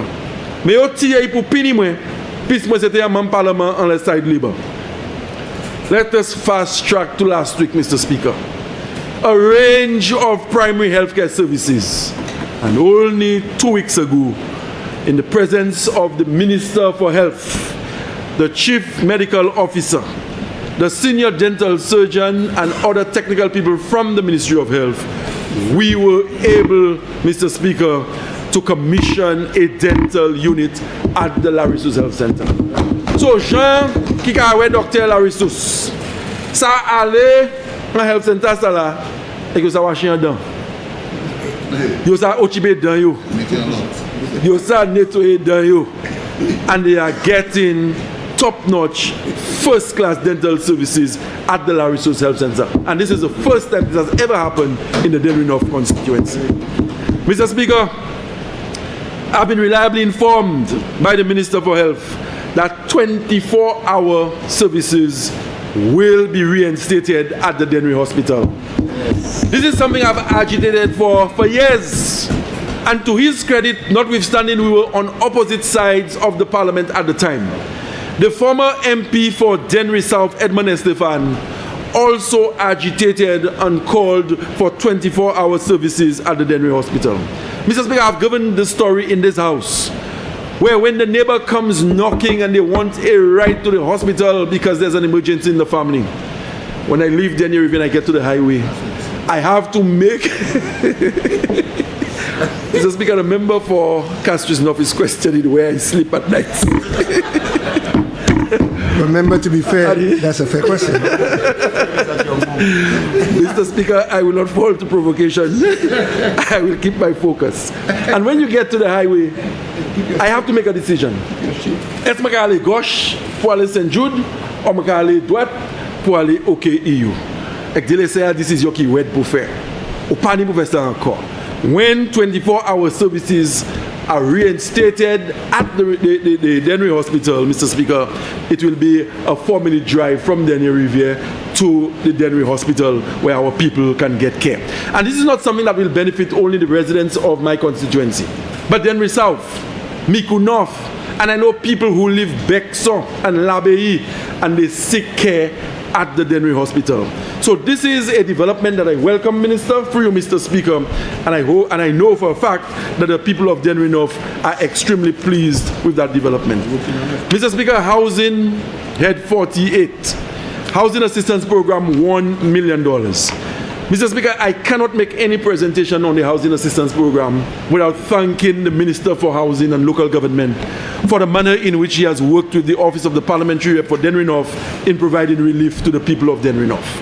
I have executed that program in my constituency with the tagline, we do not build mansions, we improve conditions of living. And again, there are detractors who will tell you, what is a plywood house? This is not sustainable housing. But I can tell you one thing, Mr. Speaker. A plywood house provides better comfort for the individual who has to brace the cold pavement exposed to the elements. Mr. Speaker, the person who has struggled to replace a few sheets of plywood on their dilapidated homes, Mr. Speaker, they welcome the intervention. When you can say to them that we have put an allocation at a particular hardware, you can go there and get the materials. And in instances where we know genuinely they do not have the capacity to undertake the repairs themselves, Mr. Speaker, we make labor available, and through that same program, the Minister is able to help compensate. But Mr. Speaker, with respect to housing in Denry North, there's a much bigger plan. You would have heard me speak about the Madwa. Thank you, Mr. Speaker. The Madwa housing development. Madwa, c'est à côté au Lyon. Nous appuyons en les hauts nous pour faire a full development plan, demarcation of lots, drawings for road infrastructure, etc. And I have presented the drawings to the Minister with responsibility for housing and local government with a view to him, Mr. Speaker, expediting whatever has to be done so that we can begin to provide lots for the people of Oleon and the people of Denry North generally. Mr. Speaker, Head 52, Education. Mr. Speaker, I am extremely pleased to know that there is money in the budget for the sustenance of the long-term training programs of the Ministry of Education. Mr. Speaker, we have sold as a government the 1 university graduate per household. We are saying with this program that it doesn't matter your station in life. Once you have the aptitude and the ability, this government will take you by the hand and we will expose you to university education. So based on ability, you can take your rightful place in leadership positions or wherever else you may be needed to make a contribution in this country. Gone are the days when education or university education was a luxury for the rich and the children of the affluent. Mr. Speaker, we are leveling the playing field. And I'm excited, Mr. Speaker, by the start that has been made by the ministers with responsibility for education, the member for Grizzly and the member for Beaufort South, Mr. Speaker. They are young, they are youthful, Mr. Speaker, they are energetic. And that, Mr. Speaker, is being translated to the classrooms, the staff rooms, and the auditoriums of schools in this country. And only yesterday I spoke with a few principals when they were leaving the conference, and they were full of praise for the two ministers, Mr. Speaker. I am very passionate about education, Mr. Speaker, and I know they will continue to build. The Prime Minister would have mentioned that we are getting monies from the Afri-Exim Bank to continue school rehabilitation. With the previous loan, we would have attended to the Plainview Combined School in Beaufort South. We would have attended, Mr. Speaker, to the Payroll School where a new block has been constructed. To one of my favorite schools in the country, I call the SACA, S-A-C-A, the School of Sustainable Agriculture and Culinary Arts, formerly the Grand Riviere Secondary School, a new block. And of course, we have 3, Mr. Speaker, stories being built at the Entry Post Secondary School. Not my constituency, but I know, Mr. Speaker, that a pitch needs to be made for the Afri-Exim for the Balata School, the Baslagwa School, and so many other schools that need attention, including the Olio Combined Infant Block. And through the PERT, Mr. Speaker, I know the PERT is program specific to the extent that the submission that we made to the Caribbean Development Bank speaks to the exact schools and institutions that will be touched, like the early childhood, not early childhood, but the special needs schools in Soufrière, Beaufort, in Castries, and of course the Soufrière Comprehensive Secondary School. So, Mr. Speaker, as an administration, we have delivered to the people of St. Lucia. I believe, Mr. Speaker, that I am part of a formidable team of ministers and parliamentarians. Our country is in good hands. We hear the noise every day. We hear the detractors, Mr. Speaker. They are not concerned about the development of any country.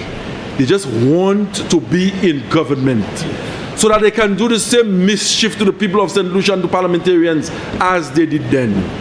But the people of St. Lucia are a lot more discerning today than they've ever been. And Mr. Speaker, I know for a fact that whenever the election is called, whether it be in the near future or down the road, it is the St. Lucia Labour Party that will continue to be the better alternative to lead the people of this country and to manage the resources of our country. Mr. Speaker, our Prime Minister is not the reckless one, as would have been said by a senator who has risen to prominence in recent times. But our Prime Minister is the one with steady hands, experienced, Mr. Speaker, capable and responsible. Mr. Speaker, we program for people all over the country. We program for people irrespective of your station in life. We are the government that reinstated the distress fund so that the average St. Lucian whose house gets destroyed by fire can go to the office of the Prime Minister and get assistance to start building again. And we are the same government that investors can be so confident about us, Mr. Speaker, that they can bring in their monies by the billions to invest in St. Lucia because of the favorable investment climate that we have created for business in this country. Mr. Speaker, I support the estimates on behalf of the people of Denry North. I support the Honorable Prime Minister's handling of the economy. And Mr. Speaker, I urge my colleagues to stand firm as we continue to deliver to the people of St. Lucia in our quest to improve lives. Thank you, Mr. Speaker. Thank you, member for Denry North, because I was just about, I suspect, to be accused by the member for Beaufort South about the elasticity of your last 5 minutes.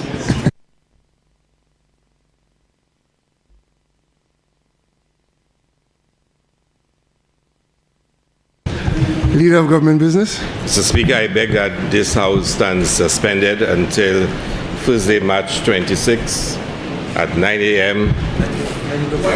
in the forenoon.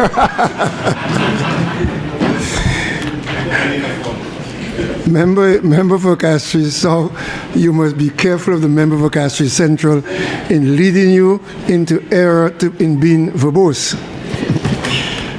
Honorable members, the question is that this House do stand suspended until 9 o'clock in the forenoon tomorrow, Thursday, the 26th. And now for the question, as many as of that opinion say aye. Aye. As many as of a contrary opinion say no. I think the ayes have it. The ayes have it. Sitting suspended.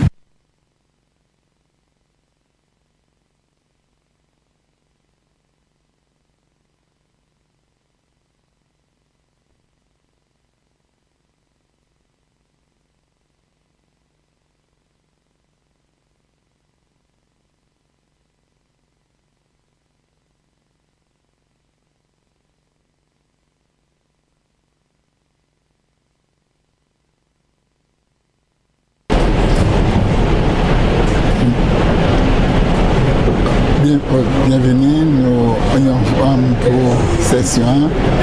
Nous venons au bout de session qui consiste aujourd'hui. Mais malgré le débat qui continue, ça c'est l'élément du débat, ça c'est différentes présentations par ces membres du Parlement à ce présentation qui était faite par le Premier ministre honorable Philippe J. Pierre à ce budget. Et bien ça nous a dit à le budget pour l'année 2026 pour 2027 en valeur 2 millions 188 millions 765 $1,900 avec pour aujourd'hui comme on dit nous était à commencement les commencé aujourd'hui bon question après 10h30 nous tenions 4 présentations le bon matin avec après déjeuner la tenue présentation qui faite par membre parlement pour Babono. Après c'était en présentation était contribution par membre parlement pour Sud-Est Castries, c'est honorable Lucia Joseph avec excusez-moi, c'est membre parlement pour Sud-Est Castries, honorable Lucia Jawahi, et aussi nous tenions après c'était membre parlement pour notre vieux fort, honorable Moses Jean-Baptiste, avec nous t'es fini pour aujourd'hui nous avons membre parlement pour notre dennerie, honorable Sean Edwards qui finit présentation aujourd'hui. C'était une journée qui était très intéressante. Avant de prier sur Virgile, ça qui était intéressant, c'était les membres parlement pour dennerie. Ça c'est notre dennerie. Nous commençons aujourd'hui à féliciter. C'est membre parlement 9 là, ça c'est membre parlement pour Babono, ça c'est membre parlement pour Nord non, c'est pas Nord, c'est Sud-Vieux-Fort, avec qui les sont là, Soisé. Oui, c'est toi, c'est membre parlement, c'est 9. Et aussi, en Sud-Est Castries, c'est eux 4 là, qui fait comme présentation, il dit, c'est tellement bien fait, avec bon présentation tout bonnement, avec membre parlement pour notre dénonciation, on va changer il fait remarque ça là avec ça. C'est moi quoi ça tellement intéressant. Yes, that's a very good point. He really encouraged the new members, and he said, actually the ruling party was in really good hands with those rising stars. It's interesting to note that today's session started with a contribution from Dennery South, and it ended with a contribution from Dennery North.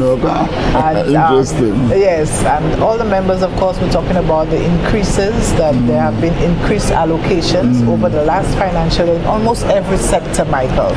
Community tourism, in healthcare, increases in the distress fund, increases to the Millennium Heights project. And of course, we expect tomorrow that the 7 parliamentarians who have made a contribution will be making the contribution. Of course, there's no presence today of the leader of the opposition, Honorable Alan Chasney. We are not sure whether we'll be seeing him tomorrow, but it is something to look forward to, hopefully. And of course, we're looking forward to the presentations of the other members. Of course, all the members are making a pitch for the various constituencies, and of course, we're giving accounts of the allocations. And so, as they themselves explained, we'll be getting more details when the debates on the appropriations and policy start. That's in 3 weeks' time. Yes. And so, more or less an interesting session. Very Mike? interesting. La Conodi,